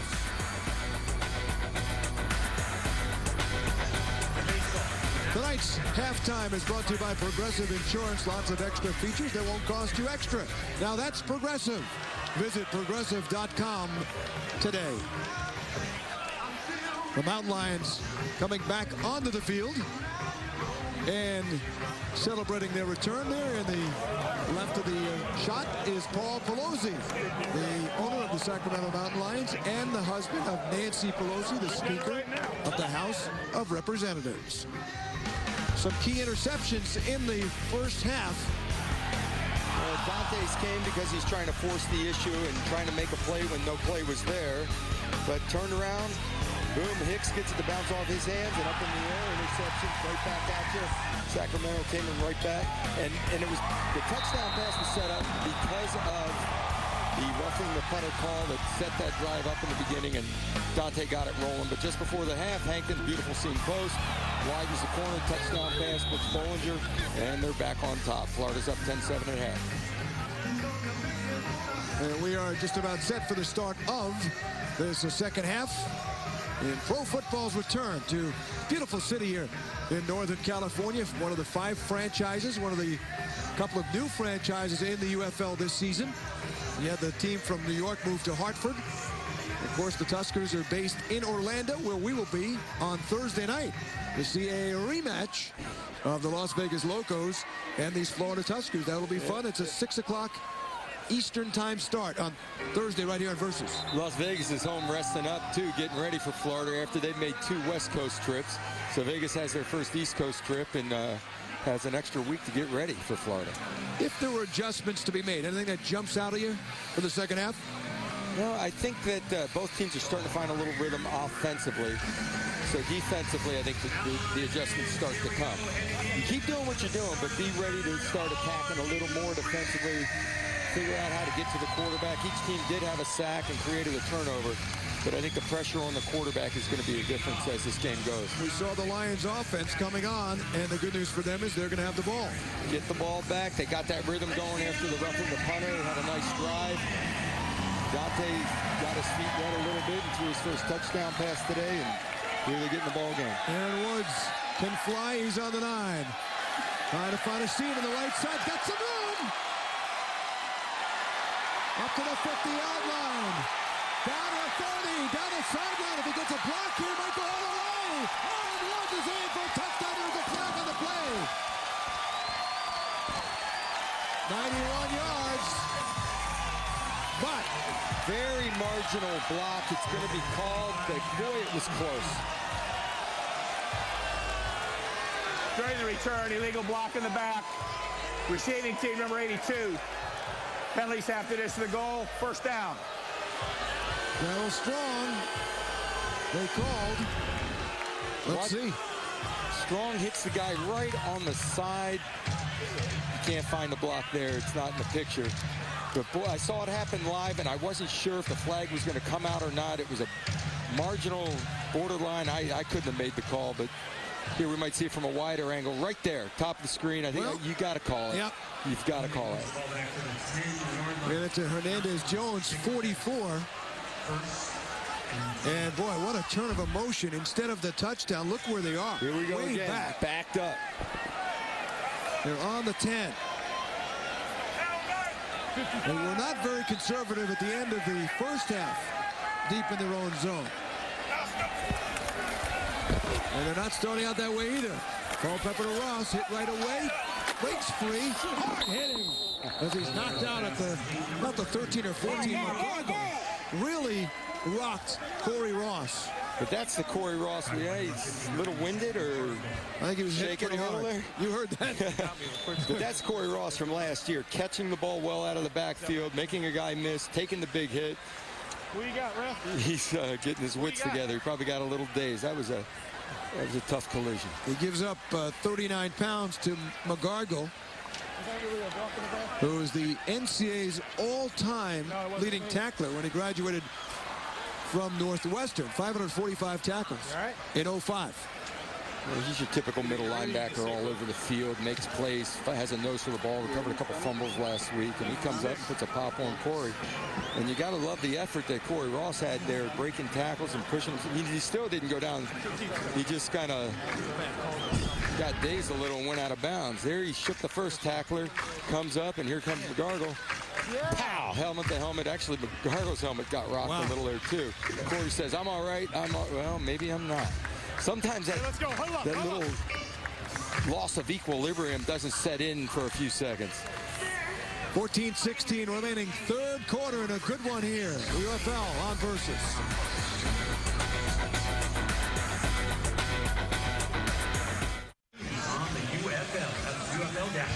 Nice crowd here in Sacramento for the UFL on Versus. Been some heavy hitting here, as we've seen this season and last year in the UFL. Big hit on Kaysen by Terrell Mays there in the first half. For more of that, let's go down to Ryan. Hey, guys, this is a physical game. A lot of slobber knockers. We've seen it on defense. We're seeing it on special teams. Right now, I'm holding the face mask of one of the players on special teams. If you look at the face mask, right in the forehead area, there's a huge dent right in this face mask. Doug, you know how hard it is to bend a face mask. There's some hard hitting going on out here. That's a pop and a half to bend that thing. I actually had a guy named Greg Battle in the CFL do it to me once. Hope your mask didn't come off like that one. Culpepper is back. Culpepper trying to elude, throws it. You know what? That's a smart play because it got back past the line of scrimmage, I think. Yeah, that was over the 15-yard line. All right, he got it there. I wasn't sure if he got it there or if they were just ruling that because he was on his way down, that didn't make it. That's a UFL rule right there. It's a great effort, again, showing that upper body strength of being able to get that ball back to the line of scrimmage. As long as the ball goes to the line of scrimmage or beyond, even if there's not a receiver. And even if he's still in the pocket between the tackles. So here's that big third down again. 3 for 7 on third downs. 3rd and 7. Need to get to the 20-yard line. And that one is, Windsor did not go in. Is incomplete for Keir. Brown was covering, and the Mountain Lions are going to have to punt, and the Tuskers should wind up with pretty good field position. Yeah, Windsor slipped coming out of his cut there. He tried to widen for Keir Brown. It was actually, he had outside leverage. The play should have been there, and he slipped coming out of his break. On his new, beautiful $1.3 million turf here at Sacramento State. Avion Kaysen is at the 37, a leading run, and he's got some room. Avion Kaysen to the 40. He's still going. He's finally Nearly brought down from behind by Aaron King. Terrific return for Avion Kaysen.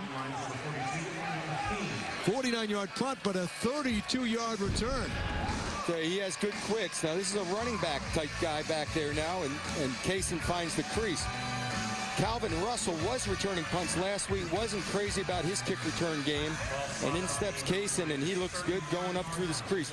Nice job by the special teams. Made that first little move on Dennis Keys, and once he got around him, he had some room. You're seeing the speed. You saw it of Woods before, though it was brought back. You saw it from Kaysen. They'll start in great field position at the 31. Bollinger to Rhodes, gets a couple. Mike Tauili making the stop. MVP defensively of the East-West Shrine game during his collegiate career. He had 13 tackles in that game. I'll tell you what, 4-yard gain for Florida running the football on first down, that's a big deal. He actually blocked it fairly well. He got up in there, positive yards. As long as they can do that, the play-action game will be big. Hampton wide left, Russell wide to the right. But Rhodes gets it and runs to the right. At the 30, puts the shoulder down, gets up to the 26-yard line. Scott Ware brought him down. He was even. Gain of a couple. Ware's got to lower his pads a little bit when he starts to deliver the blow. He comes up, great job containing, steps up, is going to meet Rhodes. Rhodes lowers the boom and drives him back 3 yards. Let's go.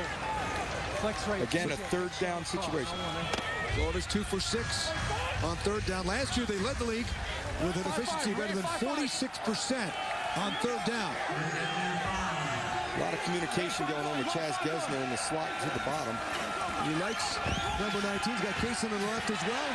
He's brought down nicely on the play by Jason Stewart, the defensive tackle. That sack by Stewart presented by AOL Fanhouse, the 6'1", 320-pounder from Northern California, went to Fresno State. Brooks wants to pull the trigger. Great job by the safety switching things off. Stewart comes free, beats Olivier around the edge, and gets to the quarterback. It's speed for the 320-pounder. He was a wrestler in high school, so he knows how to tie you up. Probably a good belly-to-belly suplex guy as well. Inside of 12 minutes here in the third quarter. Ken Parrish is at the 50. And they're going to allow the clock, I think, to go. Stewart last year, the big dog coming around that corner making that sack, picked up an interception last. Delay game, offense, 5 yards penalties remain, fourth down. Should have seen him rumbling, stumbling, bumbling 40-something yards for a touchdown last year. That was against these Tuskers. Absolutely. 43-yarder, November 19th. That was a tight game. The first game, and they were the California Redwoods last year. It was a blowout game, 34-7 Orlando. But when they came out to the Bay Area, they played in San Francisco. It was a 34-27 game. The Tuskers had to come back to win in the fourth quarter. So a little more wiggle room.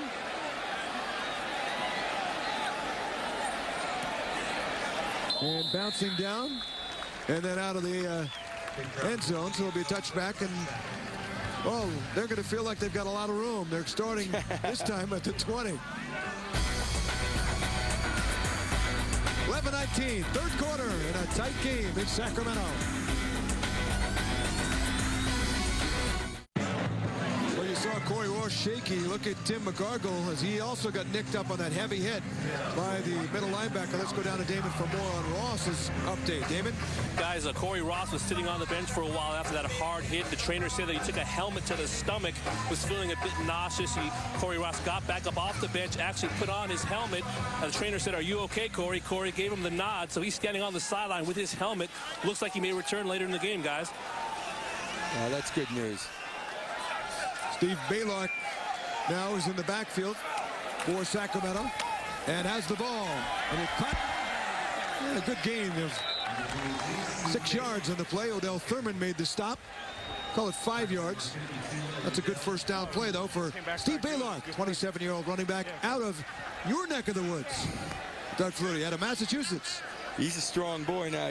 They call him A-Train, very physical runner. Puts his head down, goes north and south. I should call him Baylock then. Baylock. Oh, he's from Mass. He went to UMass, so you don't pronounce the R's. Oh, yeah, the R. I missed that on you. I missed it. Play action for Culpepper. Look at him roll. He's doing a nice job throwing it in. Went for Windsor, off the hand of Windsor, and incomplete. It was Odell Thurman putting on the chase there on Dante. And I tell you, Odell can run everybody down, but Dante kept his separation, threw the ball very accurately on the move. I thought last week he wasn't throwing the ball well on the move, and this week he really has been accurate with the ball. He put that where he had to. It was in a safe spot just out of the reach. So here we go again, third down and 5. Odell makes play. He'll make another big play or two before this thing's over.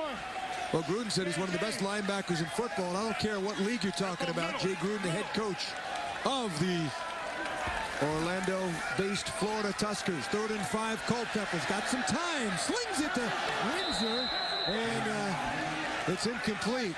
Jerome Carter. There wasn't a lot of room there for that play. I'll tell you what, Carter got away with an illegal bump about 15 yards up the field. Windsor turned him around, went to cut across his face. Carter gave him a good little chuck about 15 yards downfield and slowed him down. Ends up incomplete.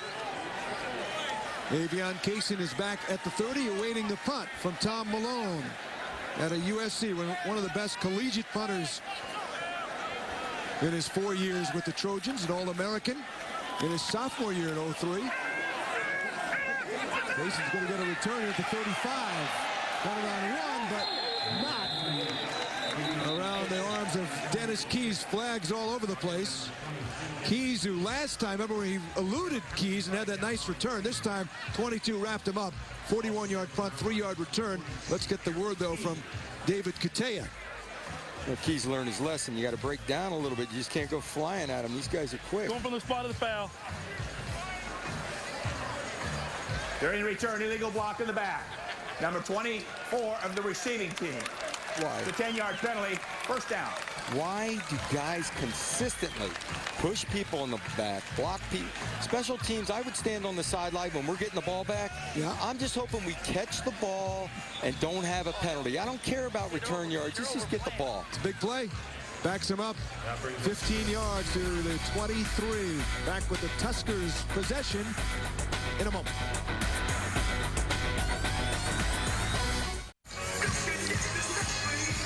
Welcome back to Sacramento, California. This copyrighted telecast is a presentation of the United Football League, and the use of the pictures, descriptions, and accounts of this game without the express written consent of the UFL is prohibited. That is Dennis Green, head coach of Sacramento.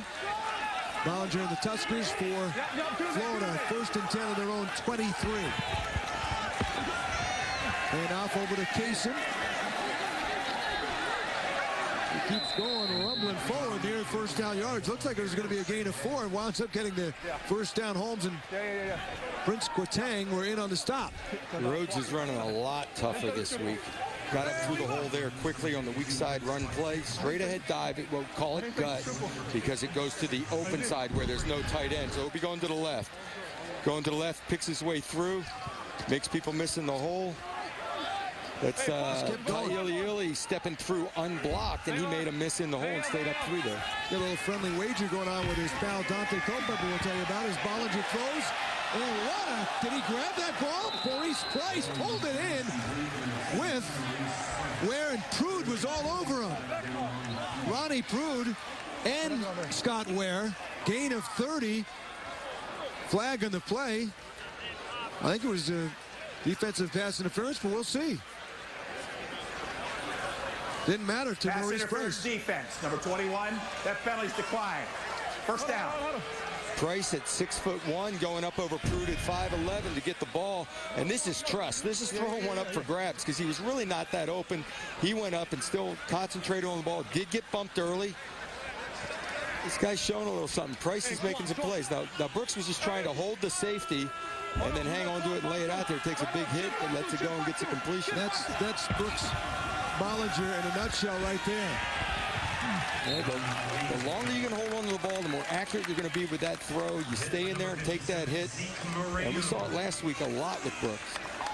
We're talking about the little friendly wager between Rhodes and his pal Culpepper. He said the winner is going to get the other person's jersey right off their back.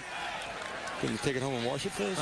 He should. He should get it. He should get it sent. Dry clean. I don't know if they'll do it on the field or away from the field. There's Culpepper, good pals from their NFL days in Oakland. One of the stops that Dante has had, and Dominic Rhodes. Second and 8, Bollinger going in the direction of Calvin Russell. Russell has had a lot of action in his direction today. 3 for 35 so far catching. He's done all right, and he is, Coach Gruden said he's a straight line speed guy. So he's running him on a post route here, where he's just trying to outrun the coverage, run at the safety, close on him, and just burst by him. It really wasn't there on that particular play because he was almost a double team by the corner and the safety, and Brooks still put it up. Here, 4.3840. That'll turn some heads at a trial camp of 700 plus. At an open tryout. Find a guy that runs a sub 4.4. Big 3rd and 8. Bollinger going. Nice catch on the play. Good hit. Price made the catch again. And he was hit hard by Andrew Cedillo. Cedillo closing because the ball was on the back shoulder. Knocked it out of his hands. Great play by Cedillo. He's a hitter. He's got a reputation as a hitter. That's all we talked about with him when we were meeting with him. Sure enough, Brooks a little inaccurate on the throw. Get it low and away. Great effort to go up and get the ball by Price. He had it at first, but look at the hit. And he couldn't just laid into him. Ribs were exposed. Knocked that ball out. They're going to go for it here on 4th and 8. Got to go down to the 27.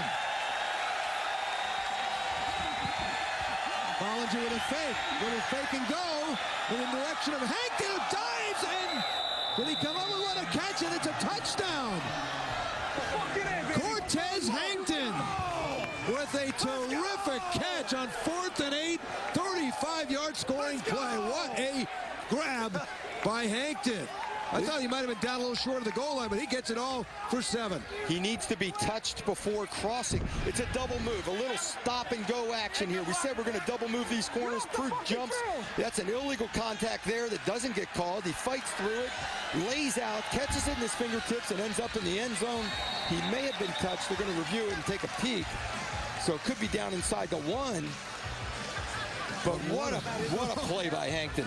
First of all, he crushes him on the double move. Second, he gets held with an illegal chuck, fights through that. Brooks Bollinger hangs in there and takes a pop, lays it out, and Hankton runs it down, fully extended, catches it in his fingertips. And he's got a bad shoulder. He was borderline getting ready to play today. Let's look at this part of it, Doug. Does he get touched before he crosses the goal line? It's a bad angle to tell there. I think he was. He's definitely on the ground around the 1 and bouncing into the end zone. And it's when does the contact happen? As soon as contact happens, he's down right there. Again, the angle doesn't show. We need a reverse from that to tell exactly where he is. But it appears he might be short there, probably somewhere around the half-yard line. But I think with that effort, you give him a touch. By Sacramento. It's being challenged. I just like the effort. Find a way to give him a touchdown. In the UFL, the replay official upstairs makes all of the decisions in a 90-second time limit. Like the NFL, 2 challenges per game. If both are right, you get a 3rd challenge. Last 2 minutes, either half. It will go upstairs. Well, the headset for the official is just to be in contact with the upstairs official. All right, so they will discuss. We'll come back. The special guest as well.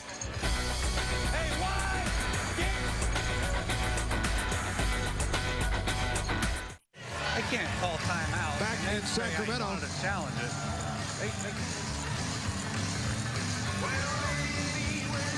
Waiting for the ruling on the field. Is it a touchdown? That's what they called initially, or not? The ruling on the field has been changed. The pass is complete. However, the runner's short of the goal line. 1st and goal on the 1. Sacramento will not be charged with a timeout and has their challenge back. He called timeout! Jay's arguing that he called timeout before throwing a flag or challenging, and they should still be charged with a timeout. That's his argument. Well, no points on the board yet, but here's the bad news for the Mountain Lions. It's 1st and goal to 1. But they'll take that opportunity anyway. Oh, here's a good look at it. lays out, catches his fingertips. He's on the ground. So as soon as contact is made, he's down there. Yeah. Down around the 1-yard line, no doubt about it. Still a fantastic catch, play, throw and catch. See if they can polish off this drive. See if the big boy, Jermaine Wiggins, gets a little cheap touchdown down here on a play action or something. Hankton last year played with the New York Sentinels. First and goal at the 1. Yeah, I tease Jermaine because he's a Boston area guy that he can't get open in the field, but down here sometimes he can slip away. Rhodes in the backfield, gets it, has room, touchdown! Dominic Rhodes! So the Tuskers get the touchdown anyhow, and Dominic Rhodes, who had 2 last week, gets the score here. And the Tuskers are back in front by those 9 points again.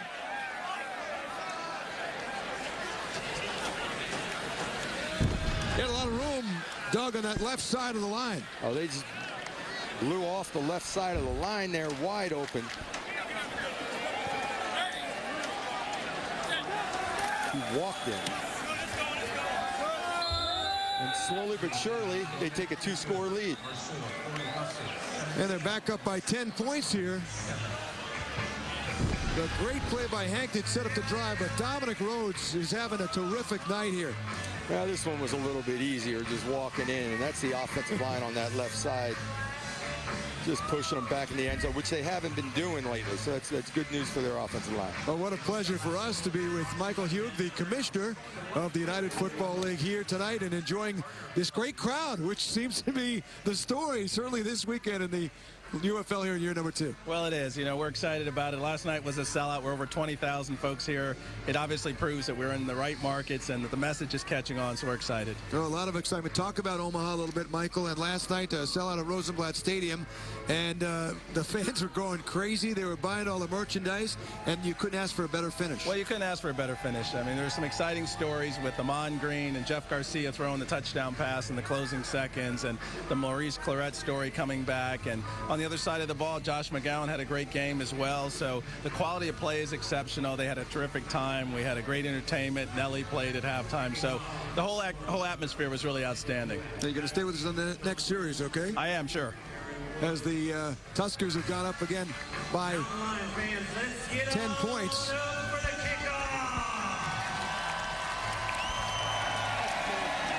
Nick Novak to kick off. And Woods had a big return before. It was turned back because of the illegal hit. Finds some room as he puts his head down across the 25-yard line. That's where the Mountain Lions will go to work, we think, but there's a late flag in the play, so we'll see how that affects.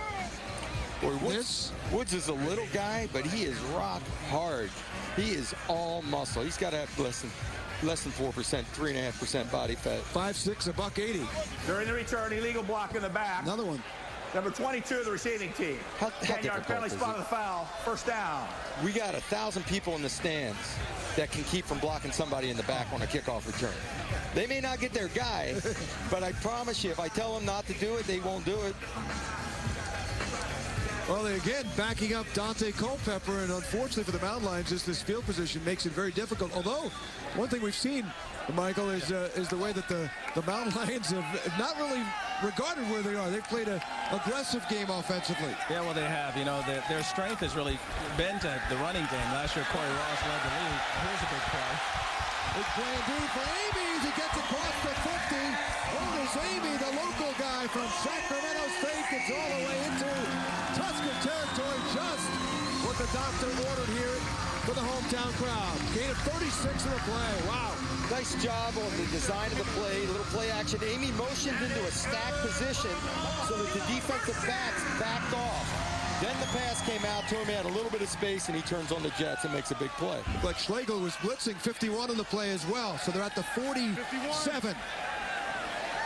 And Corey Ross is back in for Sacramento. Schlegel in for McGargle in the middle linebacker spot. Culpepper's going to fire again, going downtown on the sideline, and it's incomplete. Good coverage on the play by Simeon Castile, and Rod Windsor was the intended receiver. Well, Commissioner, as you look ahead here to this exciting start to year number 2, what differences do you notice when you look at the premier season and now year number 2 as you're just getting going with the second week? Well, I think it fits a little better. People weren't sure exactly what the league was about last year. This year, I think people have a better sense of it. Certainly the new players that we have, the Dante Culpeppers, have added credibility to the league. So people now understand what the league's about and who these players are, and it's really helping us draw crowds. Blaylock in motion. That was thrown low, but he did not pick it up. Steve Blaylock. Baylock, I beg your pardon. Good opportunity, though, for the Mountain Lions, and they go no huddle now, Doug? That's where Dante, they are not, but Dante is very comfortable doing that, and that's usually when he gets his rhythm going. Fourth drop for again. They had Sacramento. A beautiful setup there on the wide, the hitch screen out to the back there. Just the ball was a little poorly thrown down low. Windsor wide to the left along with Amy. On a big 3rd and 10. And again, we're going to have a flag on the line. When do you plan, Mr. Commissioner, on making the decision on where the championship game is going to be played? Well, we've decided to let it be the influence of the fans to some degree. We're going to look at the first 3 weeks in terms of fan attendance, the team's overall record, and the atmosphere in each of the markets, and that's going to determine where we go. And certainly this is going to be one of the markets we're going to consider in that process. Obviously, Omaha is going to have to be considered as well. Hey, game's right. They got a game here. In a couple of weeks, perhaps? Or yeah, we'll make the announcement week 4, so right at the middle of the season. In motion is Amy at a big 3rd and 15. Culpepper. Can he wiggle away? No. He's pulled down by Bryant Sabe. Harrington was in there. And Arnold Harrison as well. And they'll have to punt here in that 3rd and 15. You know, Dante's trying to scramble out of a mess there, and at least he's not forcing a throw. They did get the ball out of their own end, create a little field position for their defense, punt this ball away. They got it out of the shadow of their own goal line. Tom Malone again. Avion Kaysen runs up and grabs it, and he calls a fair catch at the 23-yard line. That's where Florida will take over. And they'll start their drive here, 1st and 10. This stadium is a beautiful place, and I think with the turf here, $1.3 million in Sacramento State and your involvement, and a lot of money too, by the way, almost $500,000 I believe from the league, it really became a nice venue. Well, it did, you know, and it's a real true partnership. You know, we contribute in the community. Kevin Johnson is the mayor here. He does an exceptional job, and we've supported his green initiative. We called it Go Green with Coach Dennis Green, and we put $500,000 into the facility here to upgrade the field turf field. And we've done that in the markets that we've gone to, and I think that's important when you come in. And none of the markets have we asked for any kind of incentives, any kind of tax incentives or freebies, and I think that's important. Thanks for your time, Michael. Thank you. Good to see you. Michael Hugh, the commissioner of the UFL, joining us here on our opening night, year 2 UFL on Versus. Jermaine Wiggins is the big tight end, taking it up across the 30-yard line, a little shy of 1st down yardage. He got 7 on the play, and he'll bring up a 2nd and 3. Here's Jermaine. He owns a Super Bowl ring with the New England Patriots. He's the old vet, not exactly going to be confused with a scat back there. Catches the ball, gets north and south, gets what he can. 6'2", 270, and he enjoys playing ice hockey. He's a New England boy. East Boston. He'd be a bruiser. Maybe the Bees will be looking for him after the UFL season. Dominic Rhodes again getting free. Across the 35-yard line. Dontarius Thomas. Jason Stewart led the tacklers for Sacramento. Gain of 7. They've been playing cover 2 in that lab. Green right west, 93 weeks. Green right west, 93 weeks. Not 100% sure. I believe it's a weak side run. I'm not sure. The walkie-talkie is going to the quarterback? To the quarterback. That's the quarterback call. That's the communication. 93 week, I believe, would be a run to the left side here. 1st and 10. Yes, sir. Rhodes captured by Zeke Marino. Gain of 1. Everybody has their different terminology. Blazer, Z corner. Okay, we got, I think, Solo right. Blazer Z corner must be some form of a play action, and Z, the flanker receiver, will be running a deep corner route. So the play action buys you some time, so it could even be a double move corner route where he's got a chance to really work it. Oh, Blazer is the formation. Second and 9, will play action. Bollinger likes to throw. He does. Downtown, grabbed right along the sideline. And that's a good play by Hankton. Again, complete for a big gainer of 36 yards. Because of the nature of the coverage, he went away from the corner route, came back side where he had a post and a wheel. Hankton will be running the route up the sideline, but it's a play action fake that buys you the time. Beautifully thrown over the outside shoulder. Right over Melvo. Melvo can't be, you can't be much closer. He drops this in the bucket over the top. And again, Hankton, with a bad shoulder this week, is just playing his tail off. That's his 6th catch of the day. 110 yards and the touchdown. 4.5 to go here in the 3rd. Another first down. Whistle on the snap.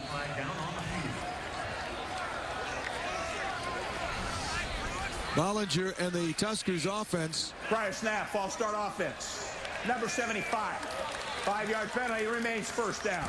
We'll have to back up 5 yards. A big night here for the 29-year-old from Texas Southern. That's the shortest route he's had right there. He's going down the field. Double move, slips him, goes by. This was nice strength in getting to the ball and extra effort. Again, a downfield foot throw. These are not easy catches. Seam post, this was the easy one. The seam post, nice widened route, good timing on the throw. He has a great relationship with his quarterback. He trusts each other. Timing is perfect. 11 catches last year with New York, 12 already this year with Orlando. That one intended for Rhodes. Nice defensive stop by the Sacramento Mountain Lions. Mike Tawili-Ili. Now down to 4 minutes in the 3rd, and with a 10-point lead for the Tuskers, so key to the Lions, if not even stop them or force a turnover here and keep them off the board. Well, if you hold them to a field goal, you're still within 2 scores, but a touchdown is really going to hurt you. They're not getting to Bollinger at all, are they? But a lot of that has to do with the play action fakes because they got a little bit of a run game going. Bollinger back, throws complete. That's Gessner at the 25, spins down to the 22. Ronnie Prude made the stop. That's that good possession receiver, Chaz Gessner. He's a character, too. He was using Maurice Price as a pick. They got into a little stack position. And Chaz, you could see the eye contact between Chaz and Brooks in the meeting the other day. It's like they're best friends, and they know each other so well, and they're on the same page. It was a fun feeling. You know, as one was thinking something, the other was saying it. 3rd down, 7 yards. It's nice to have off the field. That could help on the field. No question about it. Those relationships off the field, you build trust with each other. And that's when it really gets fun. A lot of time to talk on these plane rides, too. They've been going out west. Complete again. Davion Kaysen near side. Good game. It looks like Brooks getting a little rhythm. This offense is getting some rhythm. And Kaysen's a quick back. He's got good hands. All their backs catch the ball well out of the backfield, working one-on-one with a linebacker. He's just Tawili-Ili can't stay with it. I mean, that's pretty good coverage. Can't ask for much more than that. It's a perfect throw and a nice catch. Going to 4th and short, though. 4th and 1. They're trying to put this away and get the touchdown out of this drive with 2:50 to go in the 3rd. 4th and 1. And what a stop in the backfield. There's Marino again. Zeke and Destroy relived a little bit to the north and east where he played college at USC up here in Sacramento. Zeke taking a page out of Junior Seau, an ex-teammate. Run the gap, Zeke. Just split him, runs the gap, untouched, boom, in the backfield, wraps him up, dumps him for the loss. Great read on his part, great reaction. Play. Absolutely, no points on the board. It stays a 10-point game. So we'll have Culpepper and the Mountain Lions possession when we return after that big defensive stop. Welcome back, 3rd quarter. Let's go down to Ryan Neese again on the Florida sidelines. Hey guys, you see the Florida Tuskers defense is out there right now, but for the rest of the game, they're going to be missing 2 of their big defensive stars. They're going to be without Tim McGargle, linebacker, middle linebacker, and they're also going to be without Patrick Chakura, a defensive end who puts a lot of pressure on the quarterback. Let's see how they make that adjustment with some of the substitutes that are in there right now in this series. They both nicked up, Ryan? Patrick is out with a hip, and Tim McGargle is out with a concussion. All right, perhaps from that hit, we thought Corey Ross took the worst of it. Here's Culpepper throwing. It's complete to Ross, and he gets over the first down marker. Good gain. And so Ross, where we thought he might have taken the worst, it may have been that play. Keith Davis on the stop. Yeah, you could see McGargle's head snap back when he made contact. I thought he got rocked a little bit there. But again, you know, your pride gets you up and you walk off like nothing happened. And you were worried about the 5'6" guy. Yeah, no, little guys take care of themselves. First and goal. Here's Ross, not this time. Good quick pursuit by Anthony Schlegel. Came in for McGargle. Let's go down to Damon Hack. Guys, I've got linebacker Zeke Moreno, a huge fourth down stop right there. This game is all about momentum. What did you see on that play to make that fourth down stop, Zeke? You know, it was just about everyone doing their assignment on that particular play. It was a great take on the fullback, and it was just one-on-one. I just shot my gun and just made the play. Seems like last week you guys struggled to really get going. Can you guys turn it around at this point in the game? We're going to have to. We believe in each other, and, you know, last week was last week. We're moving forward, and, you know, we've been playing good, but we have to play solid defense for 60 minutes, and that hasn't been the case, but there's still plenty of time to get back in it. Thanks for your time, Zeke. Guys, I tell you what, all game long, Ricky Hunley, the defensive coordinator, has been imploring his guy to make plays, game-changing plays, and that's what we're seeing Zeke Moreno do all night for the Sacramento Mountain Lions. All right, Damon, incomplete to Windsor. The coverage by Keith Davis on the play. And now a huge 3rd and 13 with a $1:18 to go here in the third quarter. Culpepper's 13 for 26, 191 yards, touchdown, interception, but his numbers could be a lot better. He's had 4 drops. Yeah, Dante's got to make a play here. This is a big third down situation.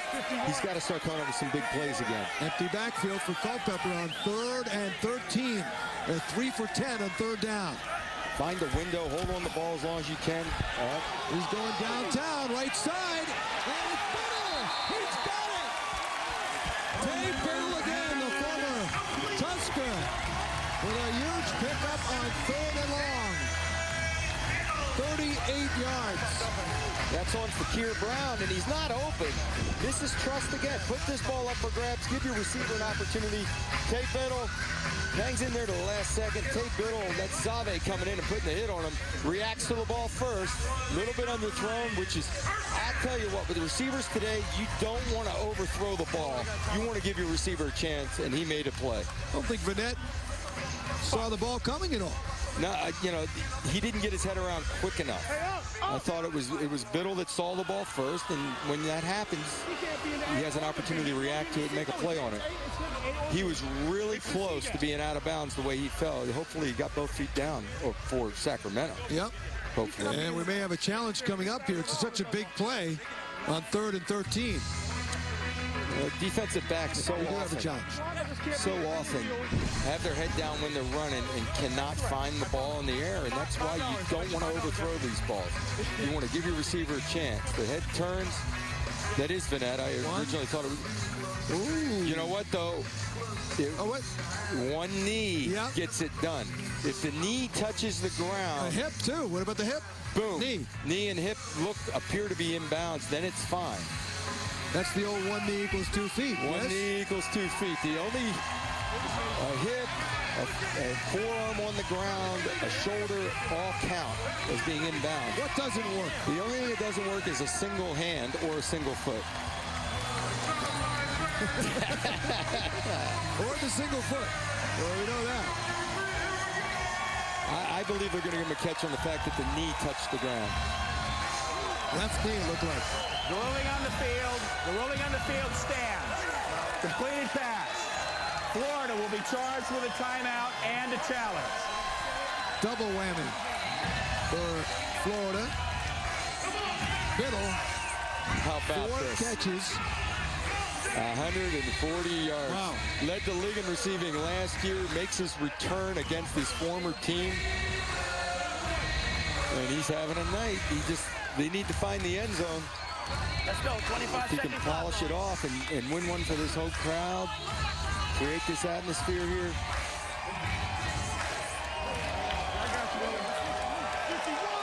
39-yard line. I think I'd be looking for Biddle a little bit more with the plays he's making.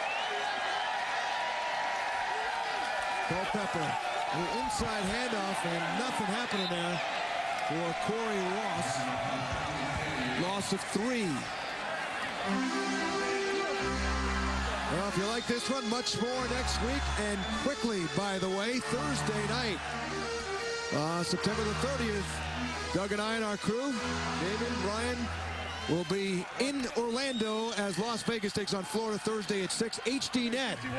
Kenny Rice, Paul McGuire and company will have the call of Sacramento and Omaha on Saturday, October 2nd. It's 8:30 Eastern on Saturday. We'll have our game at 6 p.m. Eastern on Thursday. Ross getting a little room to maneuver. Jerome Carter made the stop. Remember, the 2-score game here. This will wrap up the third quarter. Well, you know, if they didn't have to go 80-plus yards, this is the 7th drive in a row they've had to go 80-plus yards to try to score. And it just makes it tough. I mean, they're moving the football. They got to finish one off. Well, there he puts up. Fourth quarter. Thank you, Mr. Culpepper. We'll go to it when we come back to Sacramento.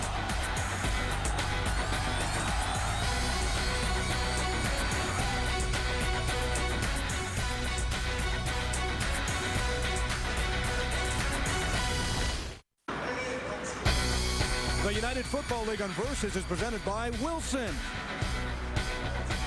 And by Custom Bite, the only off-the-shelf true custom fit mouth guard. Debut night for the home squad. They played on the road last week. It was a Broadway bomb for Sacramento last week, a little north of New York in Hartford. But this one has been an entertaining game, and they're very much in the game here. 17-7, they trail, but they're on the 36-yard line on a big play here. Big third down play here. Third down and 7. Culpepper with some time, throwing again, end zone, and it's off the helmet. Biddle was intended. Vinette was over there. It'll fall incomplete. Didn't look like, again, the DB turned around, but it just hit his helmet. I was anticipating the flag there for a second, and we didn't see it too closely, but he never did get his head around. As long as he didn't make contact, he's fine. But Dante's getting a little deep ball happy and throwing downtown. Great job getting the arm in there. We're good, right? Fakir Brown. Scotchy's got a great foot. He kicked a 68-yarder in a semi-pro game in St. Lucie that turned some heads. This is from 54. He told me before the game he can hit from 65. Scotcha on the way. Does it have enough? It does! With some distance. That ties the record of Nick Novak from last week. Wow. A boomer and a big one for the Mountain Lions. They're within 7. 17-10. A hand for the kid from Long Island. Third and goal. Quick pass.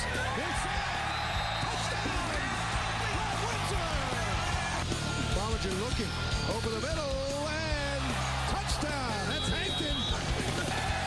Bollinger with a fake. With a fake and go in the direction of Hankton. Dives and Cortez Hankton with a terrific catch on 4th and 8. Rhodes in the backfield gets it. Has room. Touchdown. Dominic Rhodes.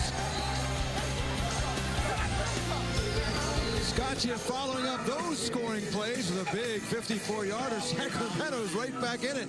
It's a one-score game when Florida was on the verge of going up by 3 scores. A key 4th down stop by Zeke Marino and the Sacramento defense. Get the ball back, go to the length of the field, and get a good field goal. They're back in this. What a lift for the Mountain Lions. Dominic Rhodes will take it at the 1. Rhodes dancing to the 15, met right at the 20-yard line. Ronnie Palmer got him. Yeah, that's where Brooks Bollinger will take over. Let's go Eagle! Eagle! Right. There's your hammer. Excellent. Hold on. 600 jet. Missed the call there. Little faint on the call there. Couldn't quite hear what he said.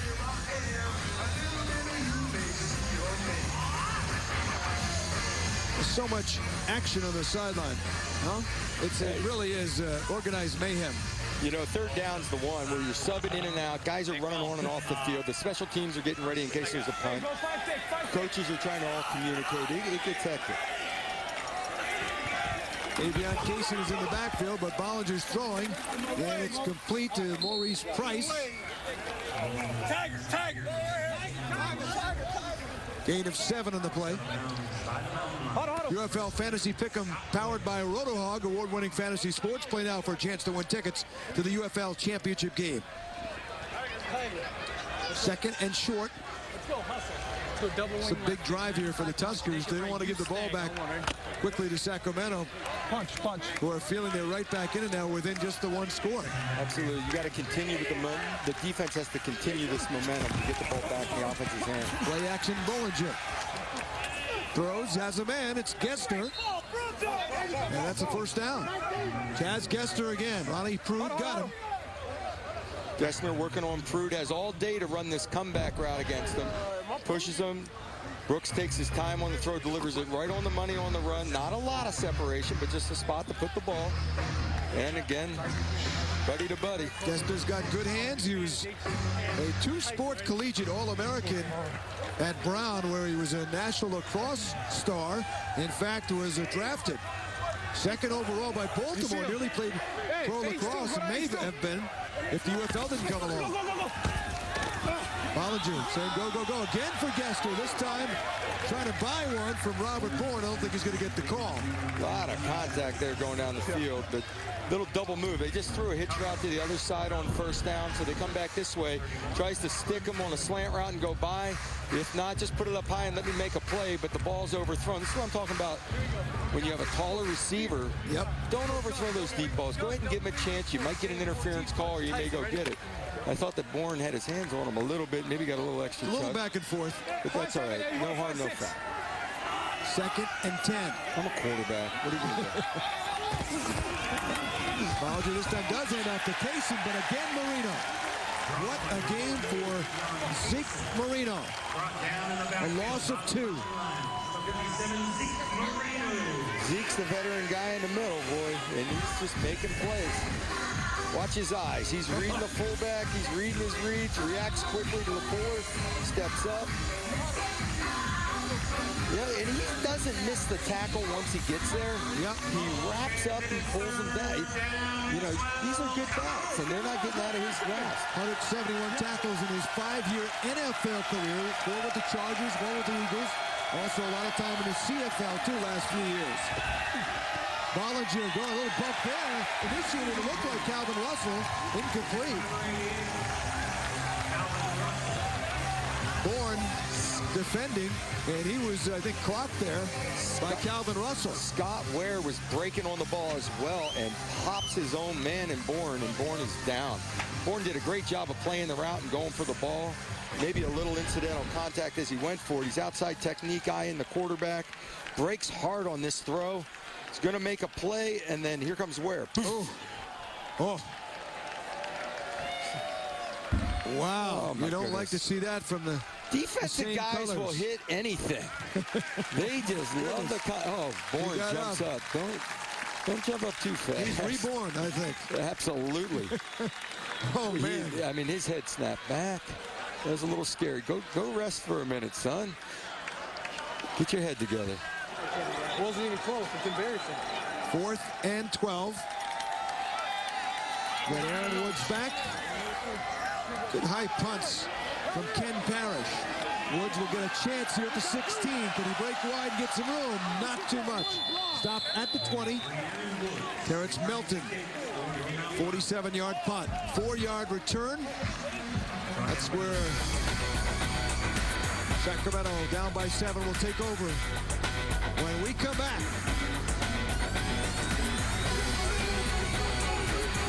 Zip down the Z receive. We're back 1st and 10 at the 20 for Sacramento. Let's go down to Damon Hack. Guys, I was just listening to Mike Kruzek, the offensive coordinator, huddling with Dante Culpepper. Basically, he said, listen, deep ball, those are the 2 words that I heard. They're going to lean on their quarterback Dante Culpepper, their veteran, his big arm. I think we're going to see it a lot on this drive, guys. Windsor Navy on the near side. He dumps it over the middle. That's Ross. Ross getting free. Big yardage for Ross. Up near the 40-yard line. Big gain of 20 yards for Corey Ross. He used his speed nicely in the play, and that gives them a lot of breathing room getting away from their own zone inside the 20. Well, they open up the drive with a little screen there to Corey Ross. Positive play. Number one, that slows down the pass rush a little bit, and maybe will allow Dante to hold on the ball and go downtown with it. Well, last week he caught 2, Doug. Today, 5 catches for Corey Ross.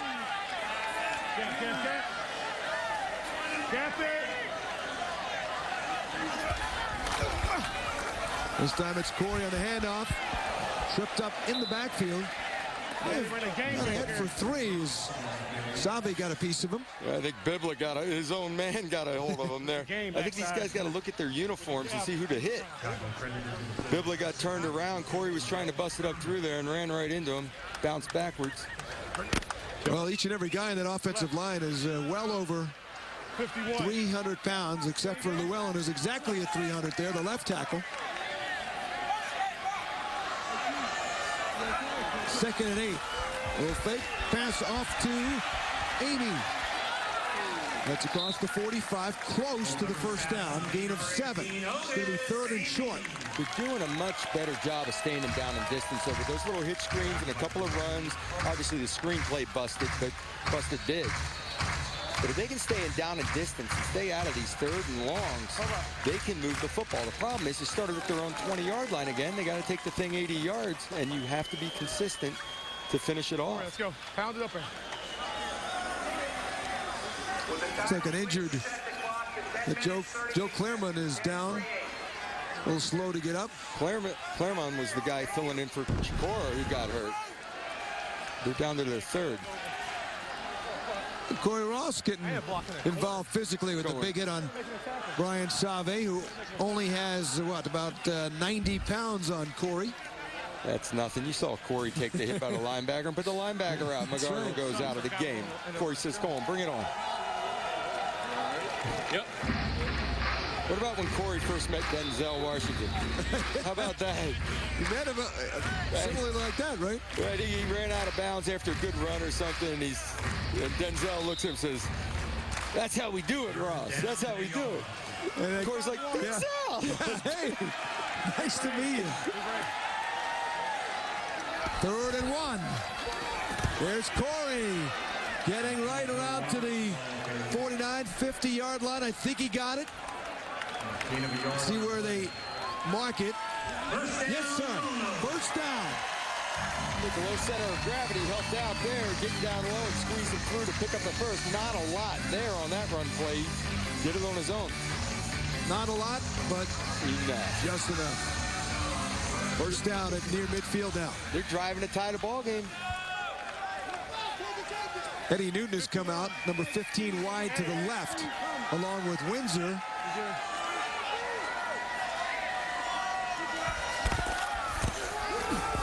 Washington getting room. Cross the middle. Out to the about 40-yard line. Simeon Castile made the stop. Both teams have effectively used different running backs in this game. Well, they get a 2-deep look, which means there's one less man down in the front. Instead of a 7-man box, it's only 6. So you want to run the ball against that look, and they split it. John David jumping right in. And Corey Ross said about John David, Washington, is he can go without touching the ball and jump right in and be full speed, and he does a great job of it. Llewellyn just slipped off the field, the left tackle, Tyler Llewellyn, who had a bad knee coming into the game. So we got to keep an eye on the left tackle situation. Should be Thompson stepping in for him. J.D. Washington stays in the backfield for Sacramento. And he is met immediately and tripped up by Keith Davis, who came up from his safety position and made a nice stop on Washington. It's a loss of 4. Not what you want there on first down. No, it's a tough first down, but you got time to come back from. That's their first negative play of this drive. So they can, that's what kills you. Negative plays put you out of down and distance. And by the way, Matt Lentz, 67, went in at left tackle to replace Llewellyn. Windsor Newton go out to the left side. 4 receivers now. Joe West is out on the right side, along with Windsor. Culpepper on 2nd and long. Throwing. Complete. Caught over the middle. Twisting down to about the 35-yard line is Eddie Newton. Good job. His first catch, 6'2" product. Also limping off out of Baylor. Castillo put a lick on him, and Newton's limping off. A lot of casualties tonight. I think he's got some space. He doesn't realize the ball's a little on the back shoulder, but gather your feet and know what's out in front of you. He could have put his foot in the ground and started north and south and avoided that big hit. Doug, I've been impressed with, for the most part, this has been a pretty crisp game. Good hitting. A few missed plays, but considering no preseason game 2, I think both teams have played very hard and pretty strong, too. It's been a good matchup. Hey, it's time to go. That is the amazing thing, that these guys are playing as well as they are with short camps, no preseason games. Pretty good matchup there between a pair of number 8s. Culpepper trying to lead his team back to a tie here in the 4th. Let's go. Florida up by 7, 8:03, but the Mountain Lions are driving in what has been a hard-hitting game as advertised. You know, we talked about short training camps and no preseason games. These guys have come out the gate at the beginning of this year hitting. Just one big hit after another, and it's just become a war of attrition. Guys limping off the field. It may come down to who has the best trainer. Get these guys out there, keep them out on the field, and get the plays. It come down to 2 plays here. It's 3rd and 7. Perhaps a 2-down territory. Absolutely. Even with the long leg of Scotch, if they get a couple here, we'll see. Still a lot of time left. As Culpepper throws, they're not going to need it. It's complete to West. West down to 10. West is taken out inside the 5, down at about the 1. Joe West with another huge Mountain Lions play. Joe West on a simple under route. Maybe a little pick action in the middle of the field, but anyway, you're crisscrossing receivers, create a little confusion over the ball. He'll be coming from right to left. Here comes Joe West.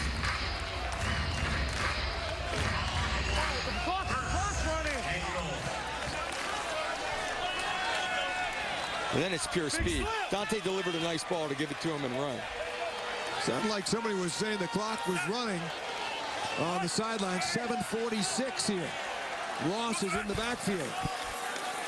Ross has got it. Trying to back in. He can't do it. Save got the last piece on him. I think Keith Davis got the first hit on him.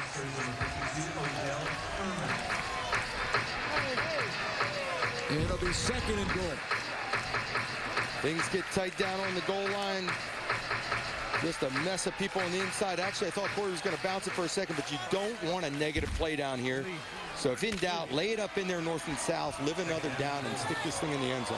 Culpepper's over 300 yards, 36 passes.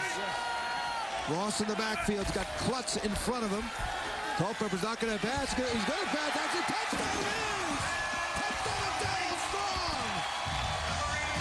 He didn't go to Ross that time. He went for a strong outlet. Florida just selling out to stop the run down the goal line. You got to pick your poison.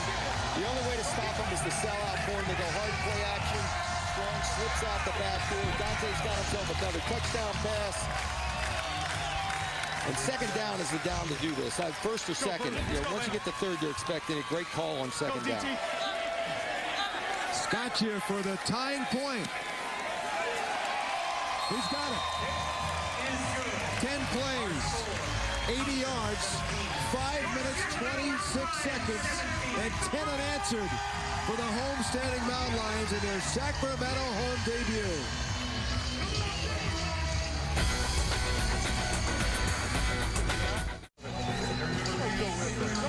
What a bounce back for Dante Culpepper and the Sacramento Mountain Lions as they tie up the ball game. They go play action on the goal line. Watch the tight end Strong in here, inside. He blocks down. When he blocks down, his defender's eyes go to the backfield. He slips out the back door. Cakewalk, touchdown. Culpepper enjoying it. There we go. That's a familiar look, huh? The roll, got your roll on. Dante's fired up. Dante Culpepper is having an evening.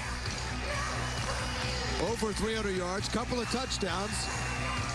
Led some nice long drives to tie up this game. Florida has never lost in the regular season in the UFL. In this, their 8th game.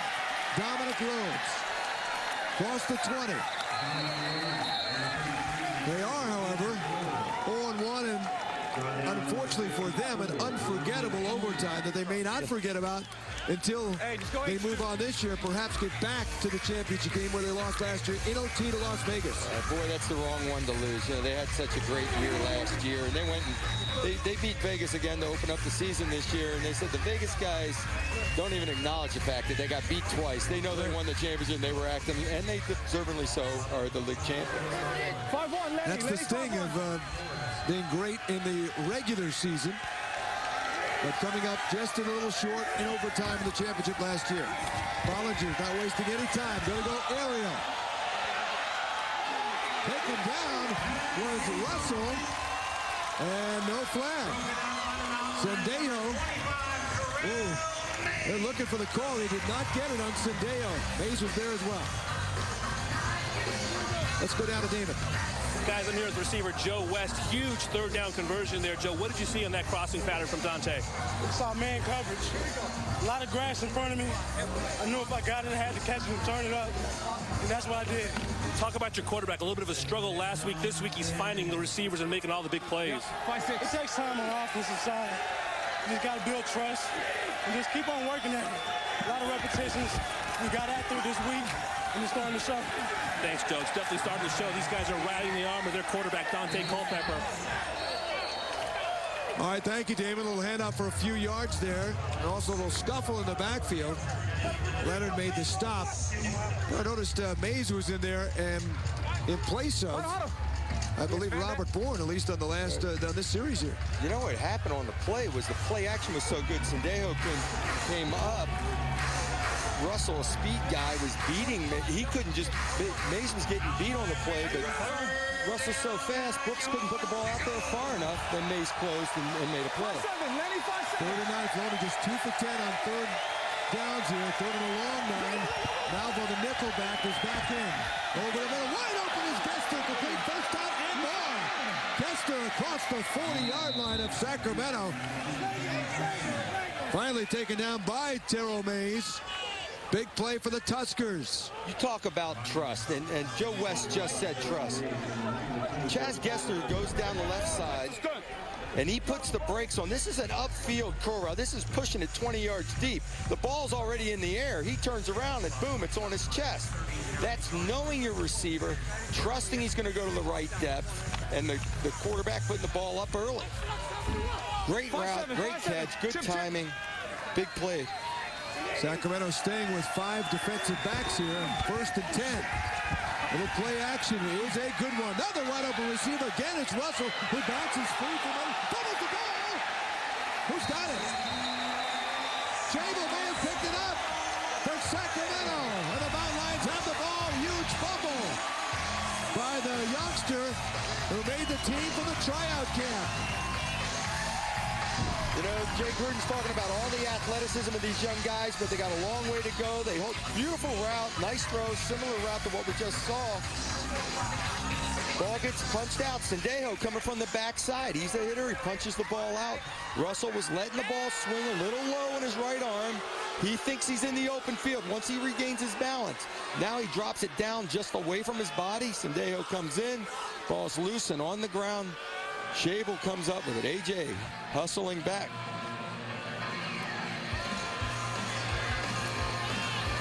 Brooks taking a late hit. And that's going to take it all back. With all our eyes focusing on the fumble. The flag. Yeah. Oh, my goodness. Roughing the passer. Hey, Trey. Wow. Wow is right. And it wasn't a flagrant hit, but it was definitely late. Defensive linemen, when they get to the quarterback, they can't help themselves. Once they've got to make some kind of contact in their mind. Even if you're a step or two late, just pull back a little bit. It didn't look like a violent collision, though. Wow. 5-7, go 5-7, come. So all the way down to the 24-yard line. And there were fans now booing as they were probably also watching the action. Quick handoff to Kaysen. Gets across the 20. What a turn of events there. Well, there's no official call. They didn't make an announcement that there was a flag on the play either. 6th career 300-yard passing game in the UFL.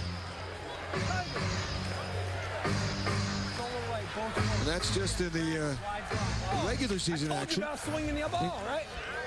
And also including the one championship game where he threw for 306 yards. You know, we were talking to Jay Gruden about Russell and his returns and the way he handles the ball. He didn't like it the other day. 2nd and 5. Bollinger going near the end zone.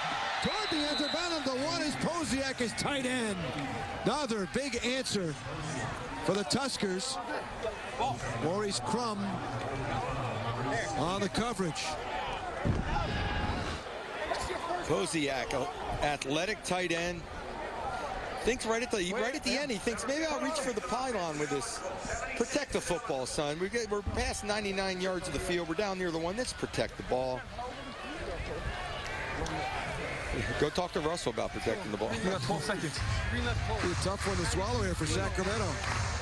When they had him stop, well, they came up with the big play. Still have over 4 minutes on the clock. Either way. Kaysen puts the head down, does not get in. He stopped. Moreno led the charge. The guys up front must be doing a good job of eating up the blockers. I mean, you got Stewart Holmes, Shable up front, Parker. Because Zeke is running gaps without getting blocked. He's either got a great feel or these guys up front are occupying the offensive line, taking a gap, taking 2 players, and allowing Zeke Marino to run through clean. And Zeke does not miss when he gets a chance. Played for Hamilton? Hamilton Ticats to the CFL San Diego Chargers. And Toronto. Little play action rolling as Bollinger had a receiver look like for a moment, now trying to get loose. And he's taken down. Maybe picked up one. I thought he might have had Posiak for a moment in the end zone. It was a tight window. Posiak started backpedaling towards the back end line. Brooks thought about it, but discretion, better part of valor, says, nah, I'm looking at him. There's a window. I'm going to hold on to it and try to get close. Big third down play coming up. This could be huge to hold them to a field goal. If Sacramento can hold Florida to a field goal here, they're in business. There's still over 3 minutes. They've got the kicker with the big leg as well, Sacramento. If they can hold them to 3. Rhodes is now in the backfield for Florida. But he's throwing. Anton flag is down as Galen Stone was the intended receiver, and Sacramento's pointing it might be offensive. Well, it's one of these tight formations. You're in a goal line situation, and you flex your tight end out. He shifts out like a wideout to get that matchup with a linebacker. If it is offensive, what's your decision? Back him up. We're going 10 from here. Pass interference offense. Number 84. That's a 10-yard penalty. Repeat third down. Well, you would have been, you're right. The ball ended up on the ground. It would have been a 4th and goal from the 1.5, or now 3rd and goal from outside the 10, pushing them back and making them go for the distance. And I say this a lot. Does he think they would have went for it? Creates more space for the pass game now. I don't know. You think Green's thinking Gruden might have went for it at 4th and 1? They were outside the 1. I think they're taking the field goal. Well, this is an interesting decision then to give him another shot at the end zone. Bollinger from behind is it hit and throws incomplete. Louis Holmes had good coverage from his right defensive end spot, and so there'll be a little bit of a longer, though short field goal still. Great job of the linebackers not biting on the underneath route and the safety staying deep enough to cover the deep man, because you're trying to draw everyone up on an underneath route and throw to the back of the end zone. Field goal attempt brought to you by Men's Warehouse. Men's Warehouse, you're going to like the way you look. 30-yarder for Nick Novak. Hit a 48-yarder earlier. Kicked up, and it's perfect. It's good. So the Tuskers will regain the lead here inside the 3-minute mark now, but it's a pretty good feel for the Sacramento guys too. Absolutely. You held to a field goal when they got down to the 1. You got almost 3 minutes on the clock. You have an opportunity here. Put the ball in Dante's hand. You couldn't ask for a better situation. Last year, the game came down to the fourth quarter. Florida was trailing by 7 going into the fourth quarter. Let's go!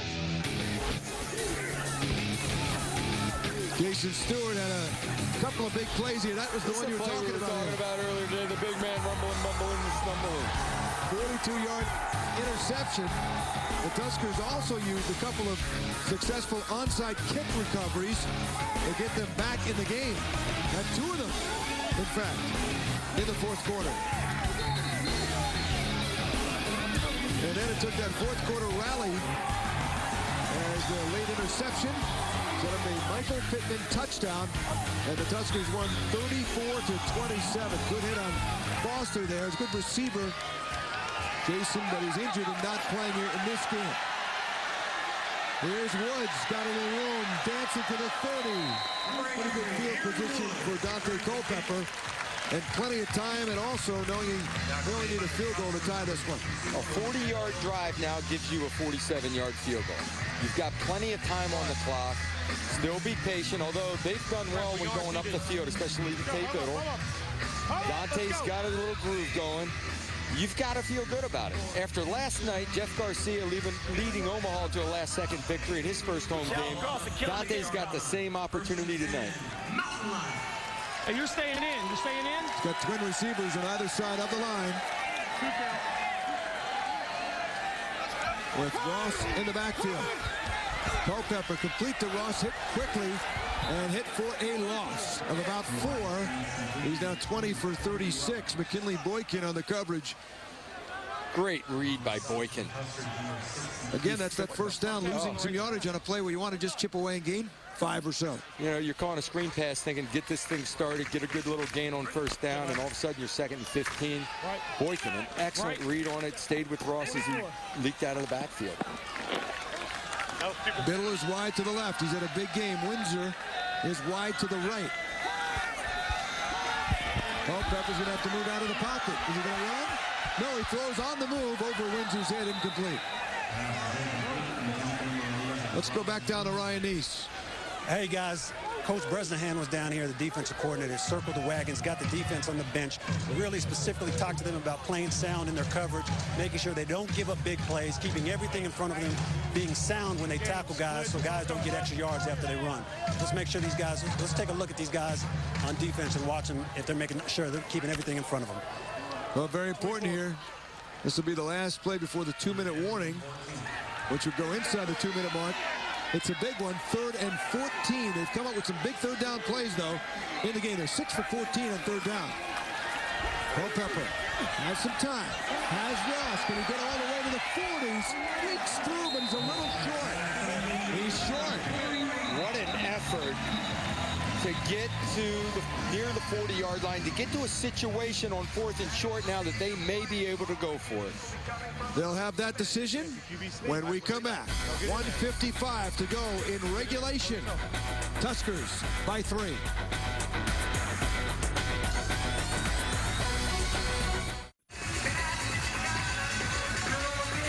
In the UFL, we take you not only to the sidelines, right on them, mics and all. Here's Denny Green. I mean, they're going to penetrate, man. I mean, any kind of handoff, we barely got the last time. We had to go punch crack on their ass. I don't think we can afford it, Coach. We can't have it all on one guy. No. You want the bunch crack? Let's go with it then. We just got to make sure they don't get penetration. Well, they may line up to it, so I don't know if that's great either. Bunch crack. It's coming to the right side here. They're going to crack down and pitch the ball to the right. Worried about penetration. Dante's thinking about a quarterback sneak as an audible. He may sneak this. He is sneaking it, and he got across the 40. It's close. If he made it, it's because he's That's a veteran 6'4", and he got it. He changed the goal. He takes a look at the pre-snap alignment, and if you're worried about the look on the outside, if you have an uncovered gap somewhere on the center, he's going to audible the quarterback sneak, and he comes up with a big 4th down conversion. Clock running inside of a minute and 25. Big first down for Dante Culpepper. Throws over the middle. He takes that one. It's complete. Joe West has it. He has plenty of time to do that all the way down the field right now. And now they took timeout. Remember, they did not lose that timeout because they got the call in their favor earlier on the challenge. Hey. Yeah. There was a great conversation on that 4th down on the sideline, talking that whole thing through. This timeout brought to you by Conagra Foods, proud partner of the UFL and maker of foods you love. How about tonight? Dante Culpepper is on. A little sluggish in the beginning, but we mentioned that at one drive you could start to see it come for him. He hit some deep balls. Tay Biddle made some plays for him down the field. He got a little rhythm. Nobody throws the deep ball like Dante. I'll tell you what, he still has the strong arm, can put it up. Great back shoulder to Windsor. Easy one to Strong for the touchdown, and that's when the rhythm was going, when they start flowing nice and easy. Joe West is making some plays for him now on little crossing routes as well. Hey, 2nd and 4. 51. Going for 320 yards. And he's going to throw again. Over the middle. Wide open! Wide open is Amy down inside the 45, down to the 41 of the Tuskers. How can he be that wide open? Well, they're playing a little soft, protecting up the field like we were talking, like Ryan said on the sideline. Keep it in front of you. Take what they give you. He's spreading them out. He loves this no-huddle spread offense. And Ross has gone way out, empty backfield, and he's going to get it right there on the flat at the 40. Moves ahead in 35, down at about the 32. You're spreading people out, make them defend you in space, get the ball to Ross in space. They're already in field goal range. There is Fabrizio Scaccia. He's a New Yorker. He's an Italian guy, and they call him the Jersey Shore situation. Talk about range. How about this? Semi-pro game in Florida for the St. Lucie Bobcats. How far was that? 68 yards. They call him the YouTube sensation after that one. He drilled a 54-yarder earlier, so the leg's not the issue. It's you're on the edge of field goal range right now, or what's comfortable. You can kick the 51-yarder right now. You want to be closer than that. You'd like to be 45 or in form to have a better shot. But at some point in here, you're hoping to crease one for the touchdown, whether it's a ball over the top or the defense allow you to take a shot and win this game without making the mistake, without forcing the issue. You want to somewhere get a look at a shot. Here we go. Hurry up, Dante. Let's go. Yeah, 37 seconds and 2 timeouts. There's Jay Gruden, the head coach of the Tuskers. Scotty was in that Sports Illustrated Faces in the crowd. Monday. Why is the clock not Monday? For that big kick. 29. Hey, 51. All right, 2nd and short. Culpepper. Watch him. Out of the gun. Little fake going down. Tails to the receiver. Touchdown! Sacramento Red Windsor!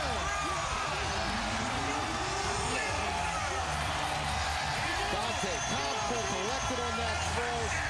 Windsor made the move. And Florida changed their philosophy here. They said, you know what? We're tired of giving up the yards. We went man-to-man coverage. There was the opportunity to take the shot for the end zone, and they made it count. 33 yards to Rod Windsor. Pump fake. Windsor with the double move. And they beat Fakir Brown.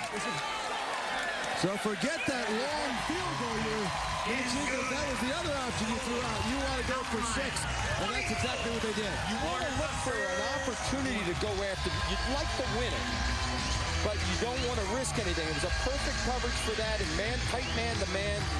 You either hit it or it's going to be incomplete. It's not a possible interception play. They took a shot. Windsor ran a great route. Dante throws a great ball. 31 seconds now for Brooks Bollinger to go the other way. Rod Windsor, one of the Mountain Lion heroes, standing by with our Damon Hack.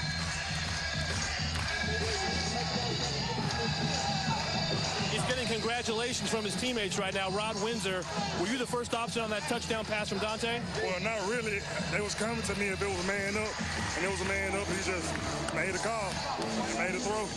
What did you see right there on that play? Were you in the man-to-man coverage? Yeah, oh man, he was like 7 yards off. He bit on the slant, and I had to fade. What was your confidence in Dante Culpepper? He seems to be finding everybody tonight. Oh, yeah, man. We just got to find that chemistry, and we're coming together. When we come together, we make beautiful music. Great play, Rod. Thank you. Guys, you got to put it together. They're putting it together. What Windsor was saying is that he got the man look he wanted to take the shot. Yeah. So he had the individual route on the backside to do that. If they had gotten a zone coverage, he would have worked the other side of the field. They had some form of a zone route to go get a completion. All right, hang on. Still 31 seconds and now counting as Rhodes has it at the goal line. Rhodes tied up with the 20, brought down. Ronnie Palmer again won the coverage, and that was important. Well, the game's not finished yet, of course, but here's our Cutter's Gloves catch of the game. Let's go, let's go. You can see him bite right there. Right on the slant. The field ground reads, three-step drop very well, so the pump fake by Dante was key. Great route by Windsor. Dante is 10 of 12 in the fourth quarter, 2 touchdowns, 139 yards. All right, 25 seconds, 2 timeouts. Game plan. Big chunks. You're trying to, there's deep in routes. You grab 20 over the middle if you can. Absolutely. You have 2 timeouts. You need big chunks of yardage. He almost lost the snap. Now he throws. Look out, nearly picked off. Great chance for Malvo, I believe it was. Sendejo, beg your pardon. Anderson Dejo had a little shot, and he saw it coming and nearly picked it off. He 34. sat flat-footed.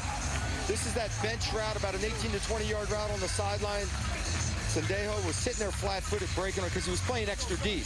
Now he just comes downhill towards the ball, and this is why he's a defensive back. Because he can't catch. If he could catch, he'd be over there as a receiver. Florida Tuskers are 19 away from their first ever regular season loss in 8 UFL games. Bollinger, they take a little bit there, but not much.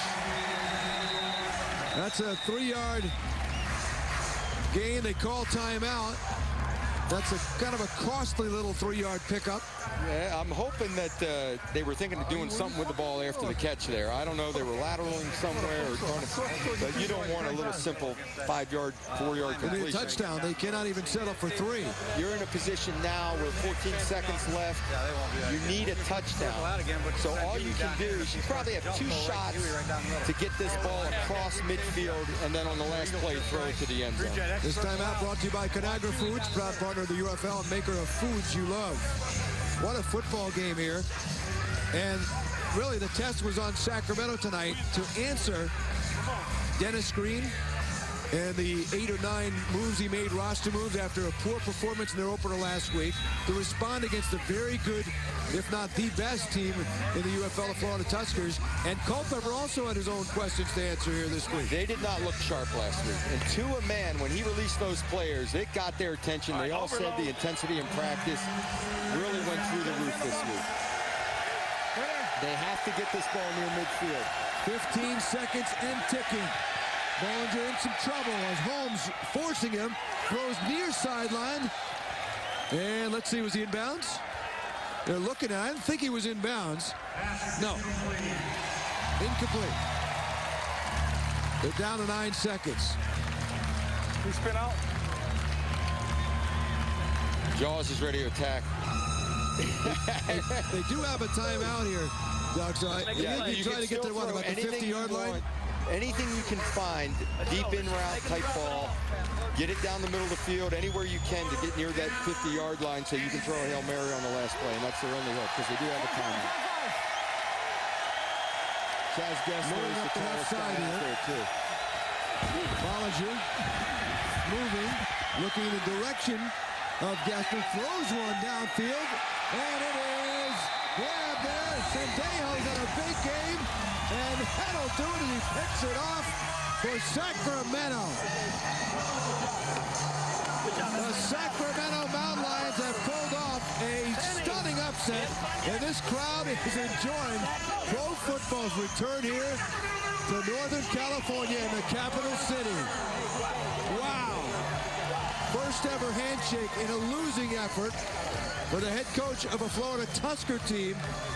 Hazlitt last year, the head man, Jay Gruden this year. Wow. Here's the winning head coach with our Damon Hack. Thanks, guys. Coach Denny Green, it was a tough game. You got knocked down. You overcame some penalties. Talk about this victory. Well, I get knocked down once every game. You know what? I think our guys just really played hard. That's what it comes down to. Florida is a fabulous football team. This is the second time in a row they played a great game. But I think we made some big plays, and I think our strides are coming. We had a lot of injuries, but the guys really played well. Danny, you challenged the guys this week. You cut 9 players. Just talk about the focus and the ability to respond from a bad week 1. Well, I just want to make sure we got the players that really want to be here and really want to play. That's what it comes down to. There's nothing like the United Football League. It is a fun league. These guys love the game, and we only want players here who really feel like making their best effort is what it's all about, and we think we're moving a step closer to that. Speaking of guys doing that, your quarterback, Dante Culpepper, was special tonight. Talk about his performance. Well, you know what? He's not perfect, but he made so many good plays. He stays in there. He loves to compete. A lot of his throws are right on the money. Some we caught, some we dropped. Our protection was suspect sometimes, and sometimes it wasn't, but Dante's a warrior, and he got his role on tonight. How long can you enjoy this before you start thinking about Omaha? Well, we have to start on Omaha tomorrow. They're a fabulous football team, but it was a great game for us, a great night in front of the home fans. I mean, I just think everybody's going to want to come back, and Sacramento, the United Football League, with all the other 4 cities, we got it going on. Congratulations, Coach. Thank you. That's the first win in Sacramento Mountain Lions history, guys. And what a way to display that in front of their home faithful. Haven't seen a pro game here in this town in 16 years. Back to wrap it. Big night, big fourth for Culpepper in a stunning win over Florida.